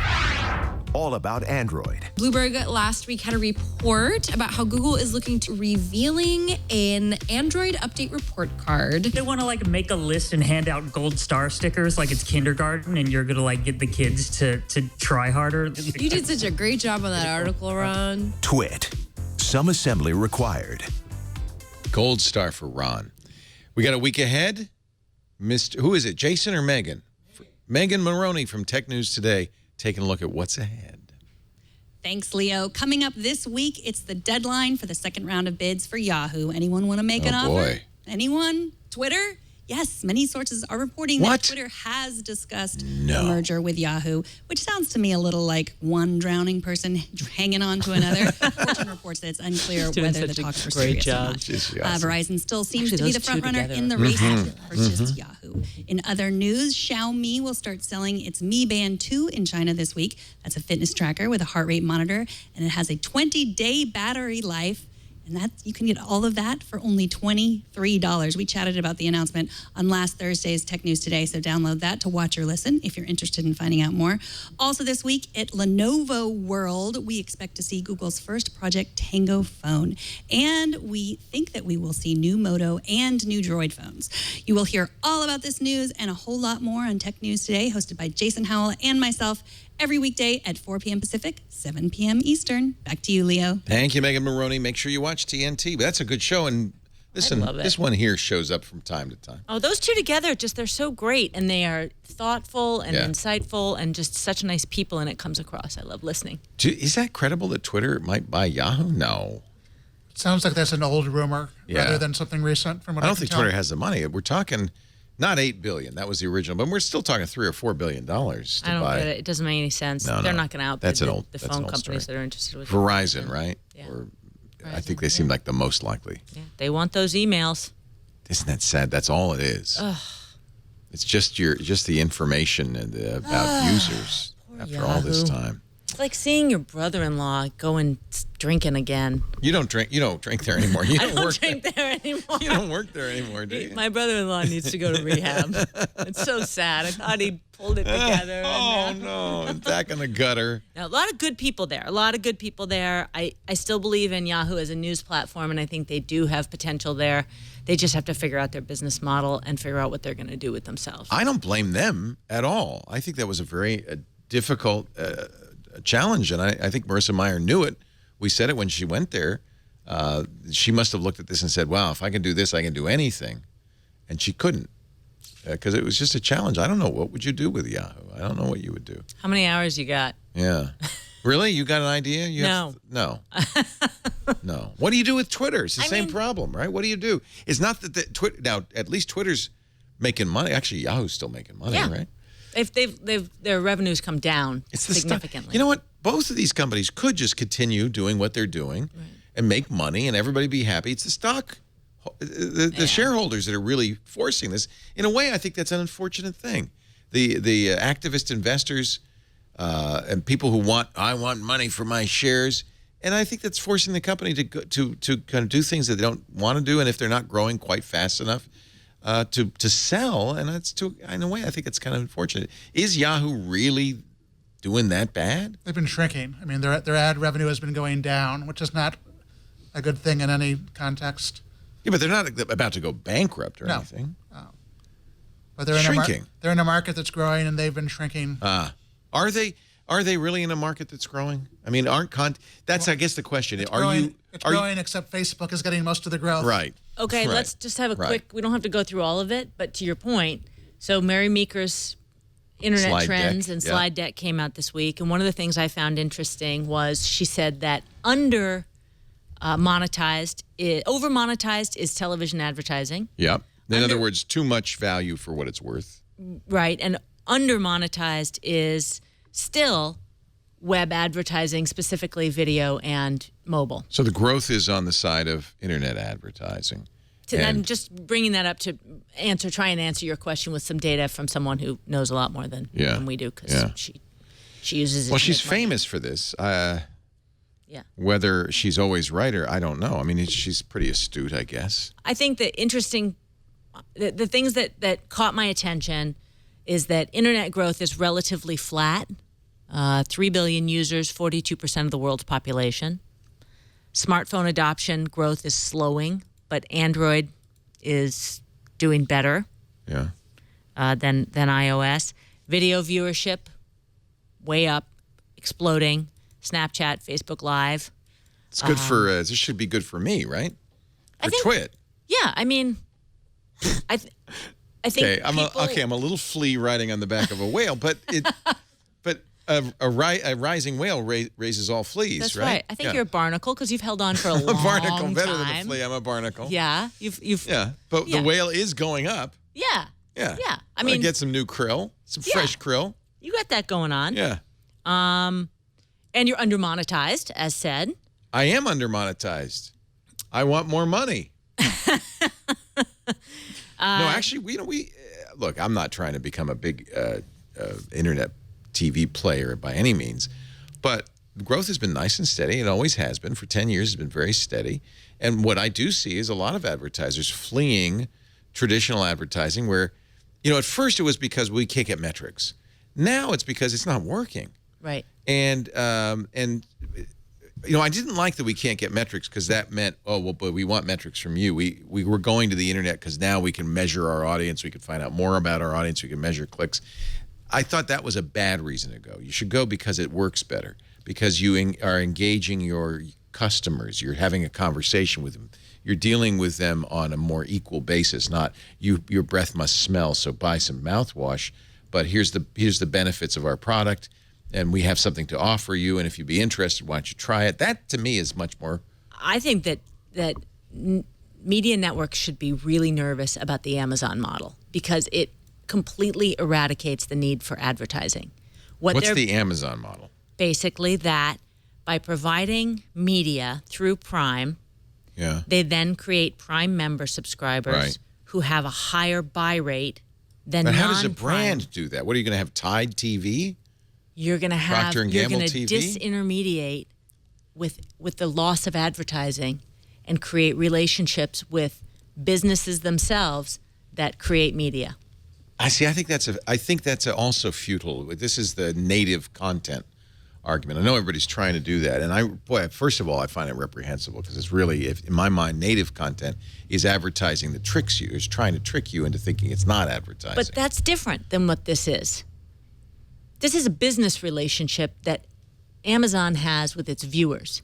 It says, we will give you something in return for your loyalty. Remember, this is where Jeff Bezos got all of these ideas from Senegal, who's the head of Costco.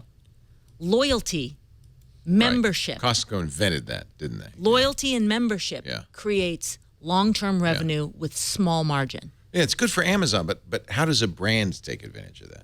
How does Procter & Gamble take advantage of that? They have to find an aggregator. Oh, that's bad. They have to find an aggregator like an Amazon. Good. So you're not saying there should be Procter & Gamble TV? Oh, no.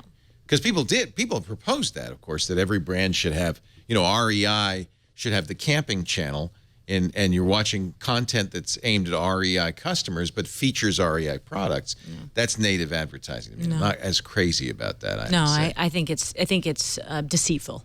Yeah, it is ultimately. You want to trick people into seeing brand messages without knowing it. Wow, those judges on American Idol sure like Coke. Boy, I want to drink some Coke, so I'll be just like them.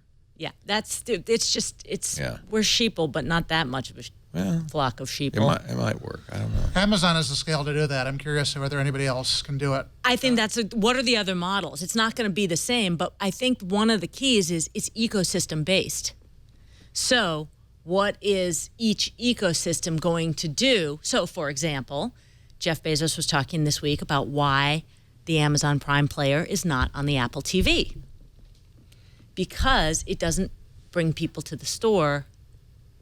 There's a conflict of ecosystem, therefore, it's not going to work because the model that Amazon's working on is too direct. Right. And he won't sell you an Apple TV because you can't watch Amazon content on it.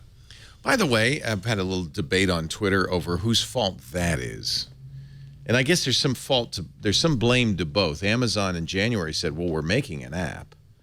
But they never released it, and I guess the latest is, well, we didn't release it because we can't get good terms from Apple. It's a little confusing, given that they are on the iPad and the iPhone. Right. But Apple takes 30% of everything sold through the app. But they don't, as long as you don't have sign up within the app. Right. So what Amazon does on a lot of platforms is, I noticed this on, what is it, Roku? One of my TVs, I can watch anything I've purchased on Amazon Prime, but I can't buy anything there. I have to go to the Amazon website, buy it, and then I can stream it minutes later. But that's why it's not on. That's why. But why don't they do that on Apple TV? If that's the case, that's the mystery. No, it doesn't make perfect sense though, because you can't also access the store. But so why would so Amazon might? I mean, Apple might be keeping it off. Who's keeping it off? Is my question. I guess what Amazon wants is they want the app on the Apple TV with the ability to buy stuff and not giving 30% to Apple. Ding, ding, and ding, Apple ding. doesn't seem to be willing to negotiate on that. So that would be crazy. You can decide which one is They're both the being bad guy. pig-headed, aren't they? Yeah. Yep. Here's how video ads can work per Unruly, which I guess this is a Mary Meeker slide. Okay. Online advertising still has a long way to go, but it can work if it's authentic. I think we check a few of these boxes. Entertaining, evoke emotion, personal, relatable, useful, viewer control. The only one that doesn't work so well, work with the sound off, and non-interruptive ad format. We missed those two. But that's pretty good. You've still got visuals. Yeah, but you don't want to turn the sound off on a podcast. There's not much going on. Look at this one. This is the one that scares advertisers and content companies together. Global ad blocking users. It is, talk about a hockey stick. It is growing. And in mobile, that's the blue line, growing even faster because it went from 0 to, 5, almost 500 million ad blocking users. And I don't know about you, but I notice this a lot now on websites. When I'm running an ad blocker, they'll say, I see you're running an ad blocker. They may let me in. Bloomberg makes me wait 5 seconds. Most of them encourage you to turn it off because this is how we make a living, which I think is the right thing to do. Some will not let you in, but most people have not taken that attitude yet. How do you solve this? What does Fast Company do? We worry, but we haven't done anything to prevent people from coming to our website. Right. Because that could have a negative reaction too, right? But I understand if I go to a Fast Company with an ad blocker, you make no money off ultimately what you want to do is have advertising which people actually find to be valuable on some level, or at least not objectionable.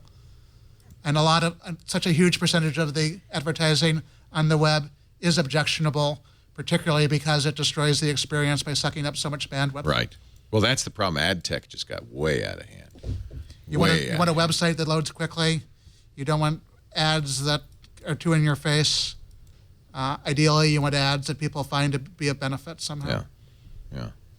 I do think, based on Mary Meeker's slides, that you should translate the show into Chinese and have Chinese advertisers. And India. Let's not forget India. Oh, man. Yeah. Yeah. You know, I don't know if I'm allowed to talk about this or not. We have been talking with networks about being on linear. You know what linear is because you're a television person. I know. I didn't know what it was either. I don't know. So we're on demand, right? Linear is like cable TV. Oh, I see. You watch it in order. It's real time. Well, that's like your live stream is linear. This live stream, if you're watching live, which very few people do, but if you're watching if you're watching live, you're watching linear. But we've been talking with people about putting this on in linear, and there's a lot of interest in India because they want to know about tech. They speak English. I don't think anybody's asked us to be in China, but who knows? Hey. Yeah. It is an interesting world we're living in, and it is changing rapidly, I have to say. It's changing very rapidly for Tony Fadell at Nest. Oh, what do you think happened there? So Tony Fadell, who created the iPod, was one of the creators of the iPod at Apple, and then about 8 years ago founded Nest, that smart thermostat that so many of us have purchased and never used again. I do. I have 2 Nests. I've never used them. Yeah, but wasn't it great the first time you programmed it? It was great at first, but then I moved and I didn't bother putting it on because you know what? It's not so much greater than the existing dumb thermostat that turns on when I get home and turns off when I go to bed. It was 100 times easier to program it in the first place, which was worth the cost. But sales plummeting because it's a lot of money. All right. There's competition from a lot of companies, including Honeybelle, the incumbent, and Ecobee, which has some features that are superior. Did Fadell leave? Was he pushed out? I mean, he'd been there 2 years. Maybe he vested, and he said, I never planned on staying. What happened? Come on, Harry, you know. We don't know. I mean, there are a bunch of things to look at. Supposedly, Nest was not living up to the revenue expectations that Google had. A lot of the news about Nest in the last few months has been stuff involving like unhappy Nest employees who thought that Tony was pushing them too hard or was obnoxious. You also feel like Alphabet was kind of shunning Nest, like was not like they were. You know how this happens in any workplace where somebody becomes the pariah. I think Alphabet still has this issue that they have all these different companies doing stuff that relates to hardware and or the smart home, and the whole idea of Alphabet is they're going to have people like Tony Fadell run companies on their own with a lot of intervention, and that's. But they may fund competition. It's a great idea in principle. It's really hard to do in reality. Google hired Rick Osterloh from Motorola to run their hardware division. I think, yep. And I have to think they're getting into competition with their own Alphabet buddy. I mean, I think Tony Fadell is a really significant figure, and Nest is still, for all the years that the smart home has been around, if you ask somebody to name a smart home product at random, Nest is the one. Nest is the one, or maybe Dropcam, which Nest bought. Yep. And but there's still an open question as to whether people really want these smart devices in their home or not. It's kind of weird. I think depending on how you look at it, Nest has been incredibly influential and important, or maybe the whole category it's in is still something where there has not been anything that's been quite transformative on the level of the iPod. Yeah. Whenever someone of this caliber leaves a company or moves, there's always a series of statements and letters that are made. And this one in particular has made me really wish that there was something that was like a goodbye letter subtext generator. Because this would be... We need some syntactic analysis here. This is from Larry Page. Under Tony's leadership, Nest has catapulted the connected home into the mainstream. But he was a jerk. Meaning, subtext, given their competitors lots of stuff to work with and then catapult over them. Secured leadership positions for each of its products, grown in revenue in excess of 50% a year. That is pathetic in Google standards. Yeah. He's a true 50%. visionary, subtext, and an ass. And I look forward to continuing working with him in his new role as an advisor He will to still Alphabet. be an advisor, right? Subtext, we've put him in the farthest corner of the Yeah. campus and Yeah. told him he doesn't have to come to work except on Wednesdays. It doesn't really mean a whole lot. When Andy Rubin left Android, he also stayed around for a while, but Right. eventually he left. And you got to think that eventually Tony Fadell, who's a really smart and ambitious guy, will find something more exciting to do than advise Maybe Larry with Page. Andy Rubin. They used to work together at General Magic, right? I just think so many of these companies have matured to the point where you can't ask a guy who got his start basically driving a Zodiac to jump on the Titanic and feel satisfied piloting the wheelhouse a couple days a week. Well, that was the point of Alphabet, is to give them that kind of feeling of being in a startup still, even though they're under the Alphabet umbrella. But I think that along with that comes other problems, like having competition from other Alphabet companies and losing the favor of Larry Page. That still is an issue, I would imagine. The FBI is building a tattoo tracking AI. You must have put this story in here to capture criminals. Why do you need an AI? Well, I was going to say, I don't think this is so much AI as it is like when we were talking about facial recognition. I mean, yes, there's AI in it. There's all kinds of stuff. But this is, there's something about this story that just makes me laugh. Automated tattoo recognition tech. This is a study from the Electronic Frontier Foundation, who says that they've been working on this with NIST, the National Institute of Standards and Technology, since 2014. The idea, this is deep. This is not merely, you've got a picture of a tiger on your chest, you must be the guy. It's to develop profiles of people based on what their tattoos say. What? I mean, wouldn't this be easier for using similar technology to facial recognition? It's not just to recognize, it's to say, we're going to profile people. And this is why the EFF is a little worried about it. They say it threatens free speech and privacy. If you have a particular tattoo, then you're at risk for a particular kind of crime. Oh. If you have a swastika on your forehead, it is probably not a great sign.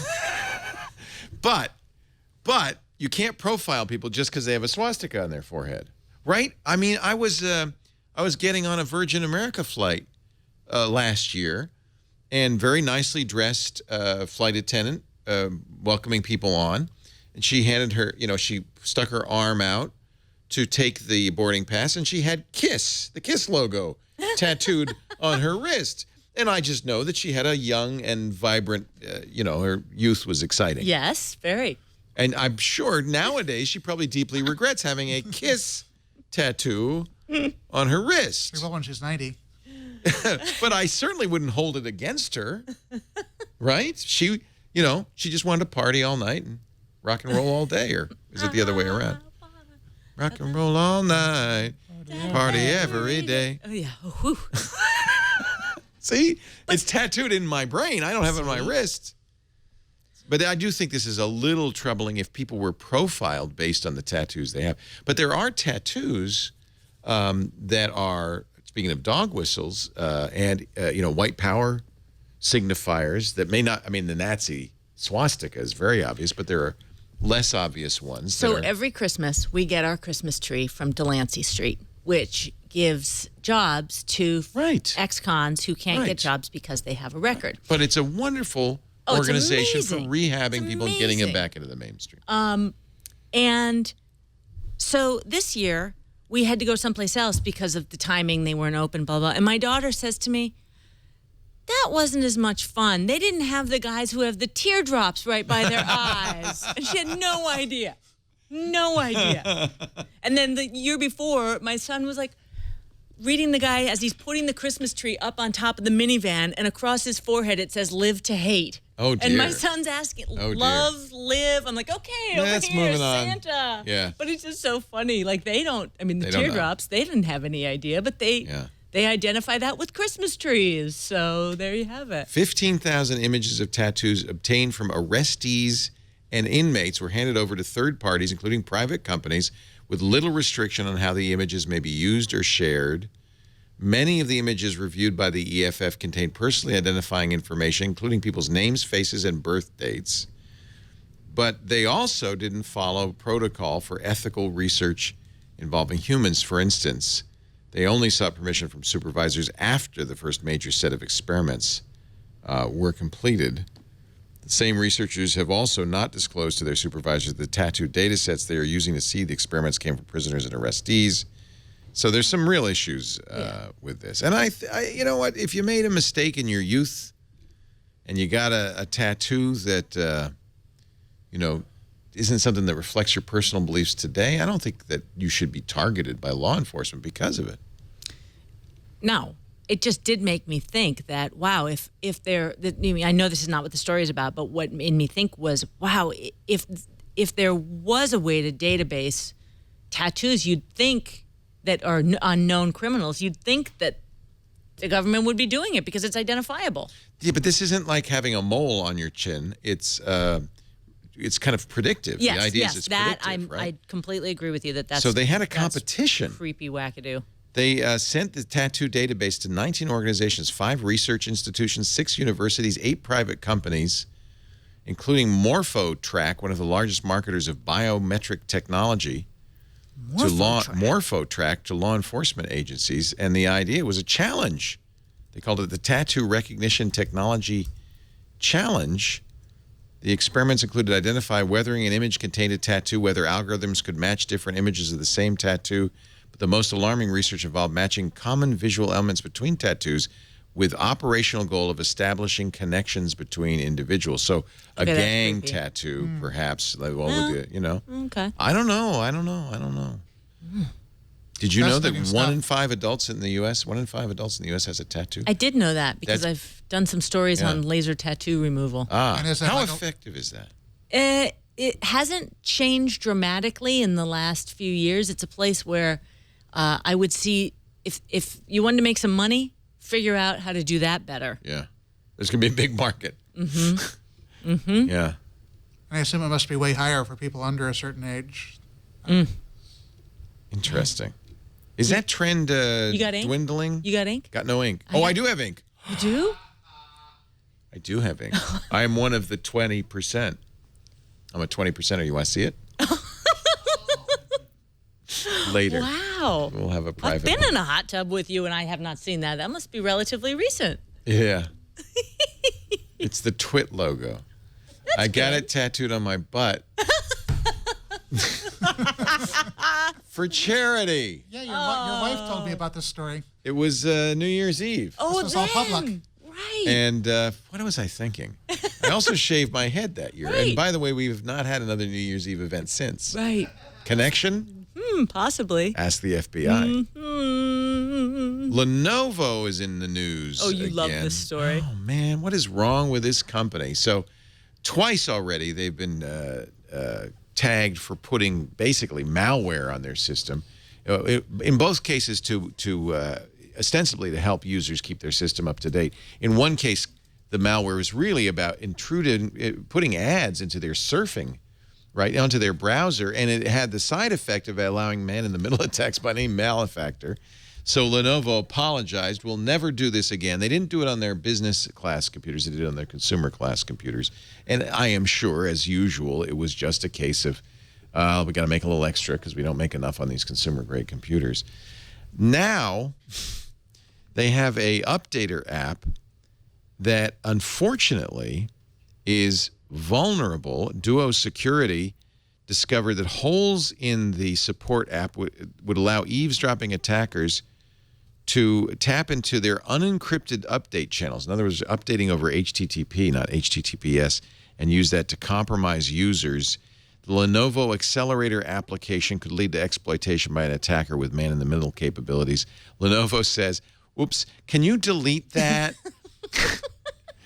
Can you delete that from your Lenovo? Lenovo recommends customers uninstall the Lenovo Accelerator application. No credibility issues there. And by the way, they're not the only company. 5 vendors were putting OEM software with equal laptops from Acer, Asus, Dell, and HP. Were found to have a dozen vulnerabilities. All contain at least one flaw that would allow a bad guy to hijack the computer, most of which are easy to exploit. This is according to the Register. Lenovo says 46 notebook and 25 desktop lines are affected, including its top-end Y700 gaming. Oops, I keep spilling my water. I'm sorry. My gaming laptop, my Idea Center, and all-in-one desktops, and the Yoga Flip netbooks. However, ThinkPad and ThinkStation once again have skated. Basically, if you use a Windows PC, you want to use it with Windows in as close as possible to an unadulterated state. Yeah, Paul Thurrott's been saying this for some time. Is always bad Get the news. Signature Edition, Microsoft Signature Edition, which unfortunately a lot of OEMs have not offered Signature PCs, but that is the best way to do it. Or, and I suppose I should do this with my HP that I just bought, wipe the machine and install the pure version of Start all Windows. over Get again. it from Microsoft, not from HP. But I feel like there's drivers and stuff I'll be missing by doing that. I always think so too, but it never seems to be that much of an issue. Never the case, is it? It's very similar with Android phones. You want an Android phone with as little stuff done to Android as possible. Yeah, fortunately, you can buy a Nexus device from Google that is pure, and you can buy Microsoft devices that are pure. Although I've heard from some that maybe even those Signature PCs aren't completely free of bloatware. I'm not sure exactly what the status is of that, but my Surface Book seems to be pure Windows. Doesn't seem to have anything else on it. Windows 10 is there. That may be. There are those who say that is not the best choice. Now there's a new report that says, this is from ZDNet, Mary Jo Foley writing, Microsoft makes blocking Windows 10 recommended update nearly impossible. When will they learn? Did you see the video of the Congolese freedom fighters? Random patrol, go. What was it? They were fighting the rebels. Where was it? They were fighting poachers. Oh, that was it. Poachers, not rebels. I confused poachers and rebels. Right. Even in remotest Africa, Windows 10 Nagware ruins your day. Update burns satellite link cache. Lives could have been put at risk by the pushy upgrade. This was in the Central African Republic. These are forces trying to protect the wildlife from armed poachers and the Lord's Resistance Army. Oh, so poachers and rebels. The Chinko project manages 16,600 square kilometers of rainforest in the eastern part of the Central African Republic near the border with South Sudan. They use satellite links to get their data. So the staff was a little more than a little displeased when one of the donated laptops the teams used began upgrading to Windows 10 automatically, pulling in gigabytes of data over a radio link. This is just really ridiculous. I've been really enjoying the weather forecasts that's have a been fun interrupted one. Yeah, by the that's a fun one. by We the showed updates. that one. That is so good. You work in television news. She handled that quite well, I thought. You know, the real truth is, in TV, you pray for moments. That's what you hope for. You really pray Something for moments. to take you out of your dull day-to-day routine. That's right. And if it's a Windows security update popping up on your weather wall, it's so much better than you falling down in front of your weather wall. That's really all you want. Yeah, don't fall down. There's the good YouTube, highlights and the bad ones. So if it's Windows 10, sure. Sure. So Mary Jo Foley says that this process, every week there's more bad news from Microsoft. I have to say I have several friends who are civilians who have ended up with Windows 10 on their computer and not been entirely sure how it got there. Yeah. So here's Microsoft's response to this. By the way, we always recommend, and Mary Jo recommends and uses Steve Gibson's great utility, Never 10. There are other tools, but Never 10 really is the best. It uses Microsoft's own recommended procedure registry modifications to prevent this. Microsoft released an official statement on this. The Register report is inaccurate. The Windows 10 upgrade is a choice. Designed to help people take advantage of the most secure and most productive Windows, people receive multiple notifications to accept the upgrade and can reschedule or cancel the upgrade if they want. So, the heck with you. That is kind of a tone-deaf response, but the whole thing's been tone-deaf all along. People are confused. It is just not the way. You know, you want people to love Windows 10, but you're making them hate it. And if 99.5% of people aren't confused on Windows scale, 1/2 of 1%. That's a lot of people. Still a lot of people. Millions. I like that you said civilians. People who are not like tech fans, people who don't read tech sites. Oh, muggles. Yeah. People who don't watch Twitter. Right. There's been an evolution of that word as a tech journalist. It started as my mom. Yeah. Which I now we have found to stop. Yes. We can't do that. Yes. Because most of our moms are very smart. Yes.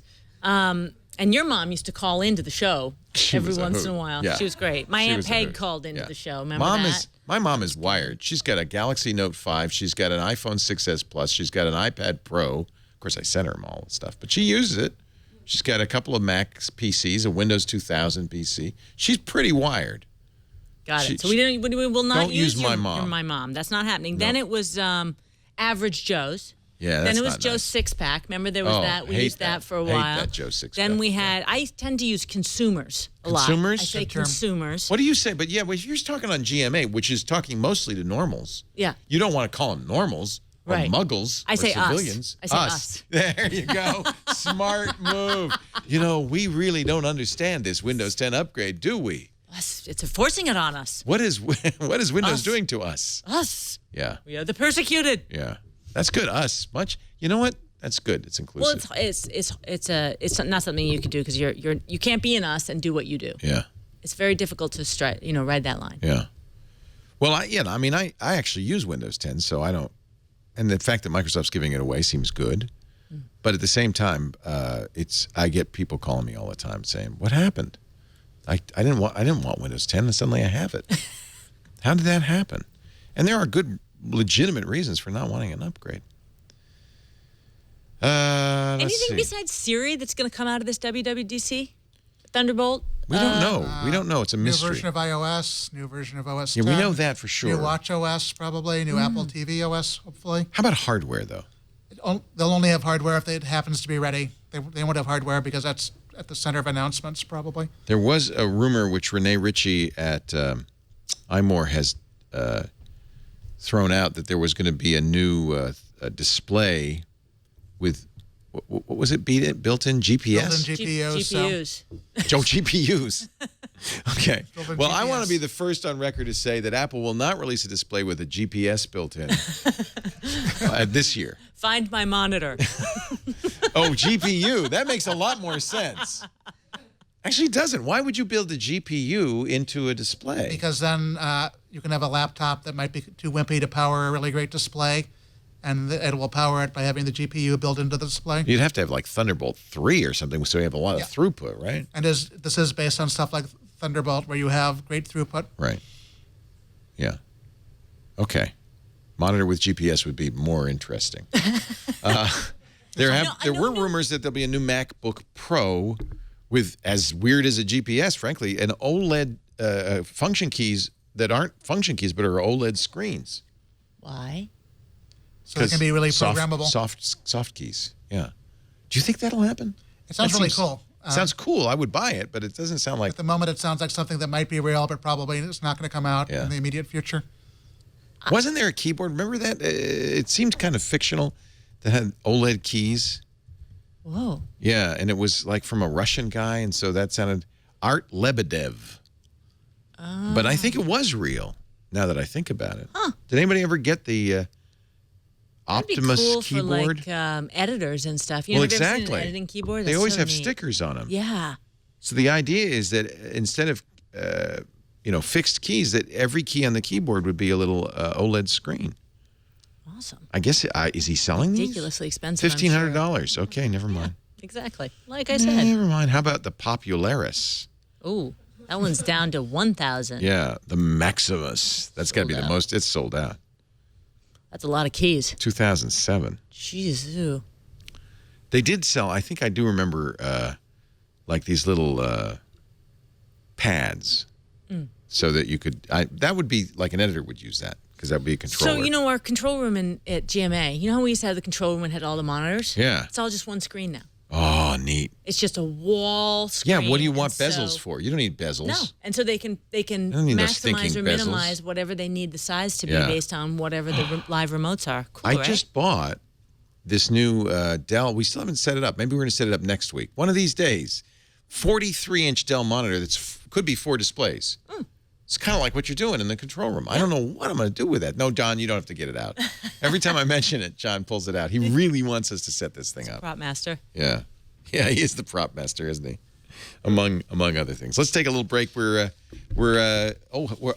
Shoot, the game began. That's okay. Let's keep going. I got a DVR. You got DVR? Warriors. Sorry, No spoilers. Nice, yeah. Becky's in the Dub Nation. It's not. Are you in the Dub Nation? I'm in the Dub. I live in Oakland. Or What are you in choice the do I Shark have? Tank? I'm not in the Shark Tank. I can't watch hockey except when it's live. My eyes have gotten too bad. Yeah. Yeah, it's hard to follow that puck. Our show today brought to you by IT Pro TV. I know you love IT. You wouldn't be watching this show if you weren't into technology. And being in IT as a job, I think for a lot of you would be the dream job, right? You get to work with technology all the time. But how do you get into the world of IT? Well, it turns out there are these certifications, these tests you can take. And getting a cert is often the key to getting a great job. But how do you learn? IT Pro TV. They are incredible. They've been basically doing what we do here at TWIT, but for the IT professional and the aspiring IT professional. Now they have 2 studios. They do 50 hours of new content every week. On their site, in their library, thousands of hours of content in every aspect of IT. And now they are the first IT video provider to go do this new Amazon Video Direct thing. So you can actually buy IT Pro TV content on Amazon. But really, the best way to do this is to subscribe, right? Because once you subscribe, one flat monthly or yearly rate, you get access to everything. Microsoft Server 2016, MCSE, Microsoft System Center Configuration Manager, CCNA, AWS, ethical hacking. Yeah, there's an ethical hacking cert. VMware. They just completed, I think it's pronounced CISA, C-I-S-A. It's a globally recognized cert for audit, control, and security of information systems. Brian O'Hara, who's written the book on it for Cybex, was their instructor. Coming up this month, CCNA Security with Cisco, VCP 6, that's VMware. Adam Gordon is back for the version 9 of my favorite cert. I really want this cert. Certified Ethical Hacker. 3 words that describe me. I've always thought that. In my dreams. Certified Ethical Hacker. But imagine what a great job you could get as a pen tester, as a security expert. I mean, this is a cert I want it just for, I want to put it on my wall. They have a virtual machine lab, so you don't even have to have a Windows machine to take these, just an HTML5 browser, and you can set up a server, set up clients. The Transcender practice exam, so you take the test before you take the test. And it's all for one low monthly subscription price. And of course, once you get the cert, if you want to cancel, they make it easy. No hassle cancellation policy. If you're currently signed up for an enterprise account with an IT Pro TV competitor and the rates are going up, you know what I'm talking about, right? IT Pro TV will match your previous year's pricing on that account so that you don't have to do that increase and you get the benefit of IT Pro TV. Yeah, I love it. Their clients include Harvard, MIT, UCSD, Stanford. The entire Harvard IT department is our customers. Go to itpro.tv/twit to upgrade your brain with the most popular certs. Premium subscriptions normally $57 a month, $570 a year. That's a really good deal. But when you use our offer code TWIT30, you'll get a free 7-day trial. And if you decide to buy, 30% off forever for the lifetime of your account. That makes it less than $40 a month, or buy a year, and it's just $3.99. And that is well worth it. itpro.tv/twit. Whether you're in IT and want to keep your skills up or you're interested in getting to IT, it is a great job, trust me. And what a wonderful, they've got so many good courses. Forensics. Our local police department, Petaluma Police Department, came to me. A detective we'd worked with before. He said, I'm now in charge of our forensics division. Where can I learn how to use Wireshark, how to do forensics? I said, I got a place for you, IT Pro TV. They got all the courses. He signed up. itpro.tv/twit. TV. Certified ethical hacker, that's the title of your dream? Yeah. That's shocking to me because I thought that it was male exotic dancer. That's what I thought. That's where I thought you were going with that. Someday, MED. You're going to be an MED. I'm an MED. Leo Laporte, MED. MED. I do have breakaway pants. That's the Elvis costume, actually. Whack. Yeah. Love it. Next time you see an Uber, Lyft, or Deliv driver, you might see groceries inside. Walmart's going to be testing delivery. That makes sense. You got a lot of drivers driving around, Uber drivers not doing anything. They have got to maximize capacity with their drivers to keep them driving, or go driverless. That's the next step.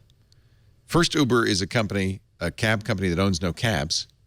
Soon they're going to be a cab company that owns no drivers, but then they'll have to buy the cabs. Yeah. So, how much does Saudi Arabia put into Uber? What? Some huge amount of money. It was enormous. That is interesting. Is it the government?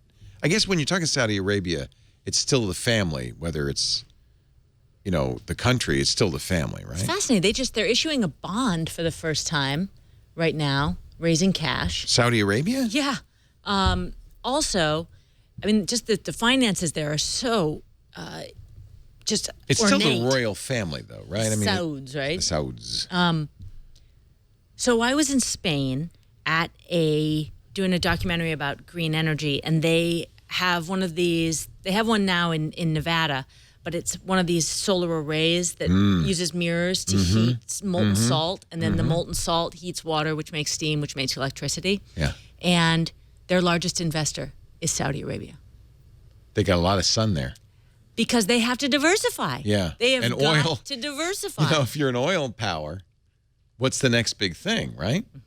Be big in sun. I think that's actually very smart. So it makes sense that they're also looking at, they also want to create a car-based economy that's new. So if cars ownership is going to diminish, as many think that services like Uber and Lyft will lead to a reduction in car sales, despite the fact that cars are booming now because gas is cheap and other reasons. But it makes sense that they would want to have a stake in that as well. Sad news, McJugger Nuggets is retiring. Oh, you're going to bring Minecraft to me again? No. That's another story. Minecraft, yes. I know you. Do you still forbid your kids? Yep, no Minecraft for you.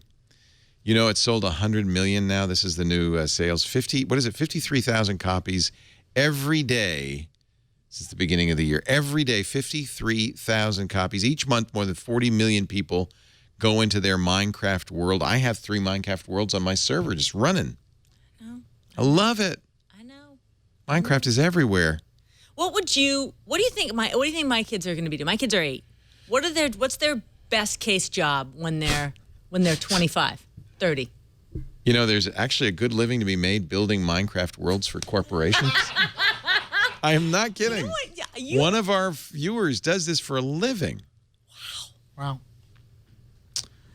The Sims have discarded gender rules for all clothing customizations. Here's the good news. You can use any bathroom you want.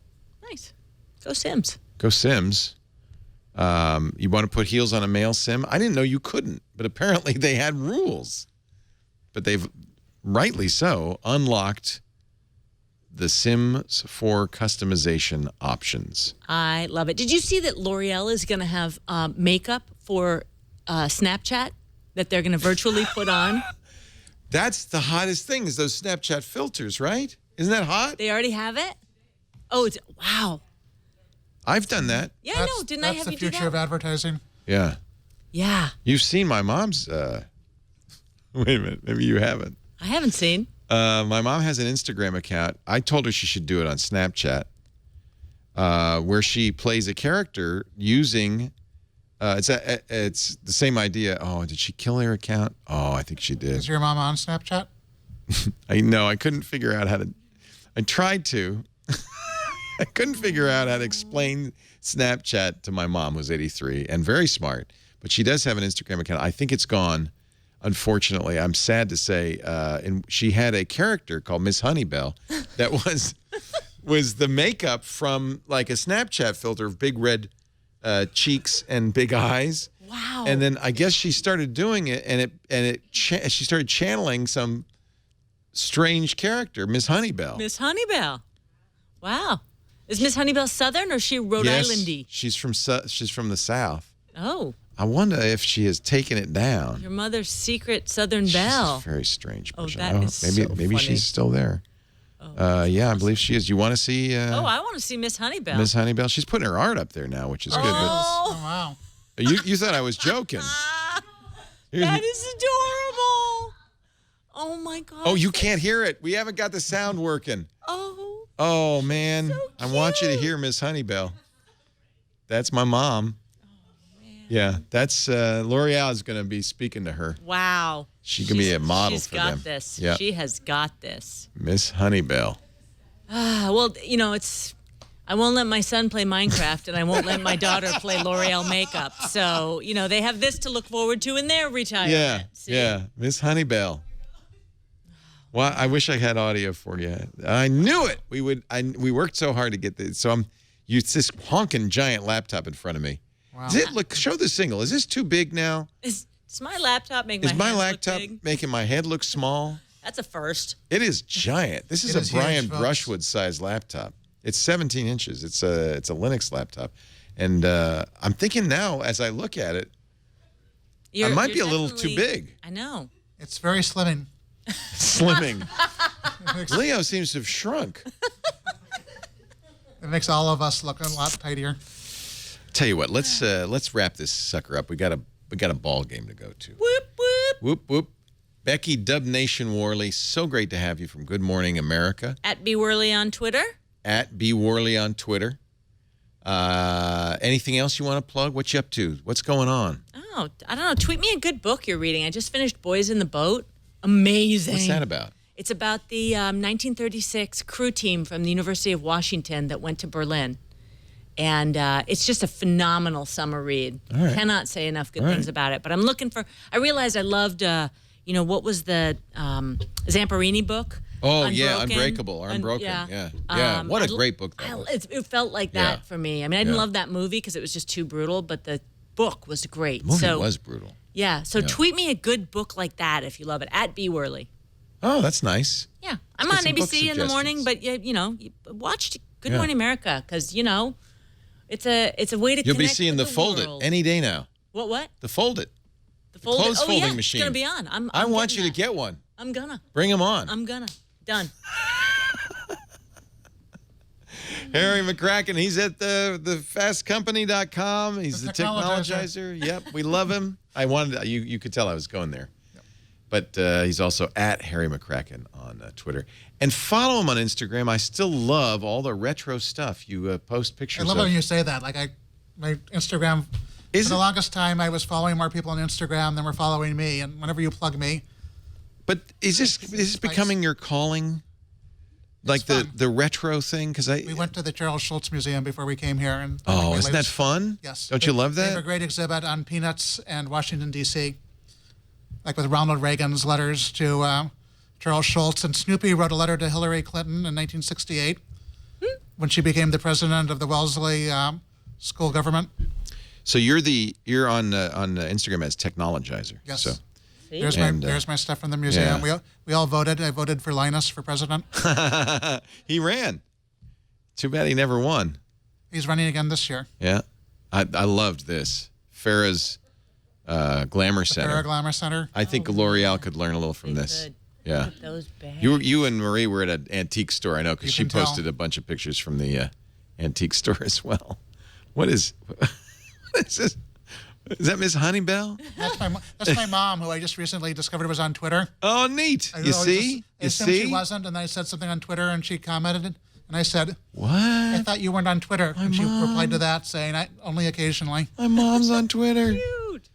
All right. So she's still an egg, though. I need to show her how to upload her photo. Yeah.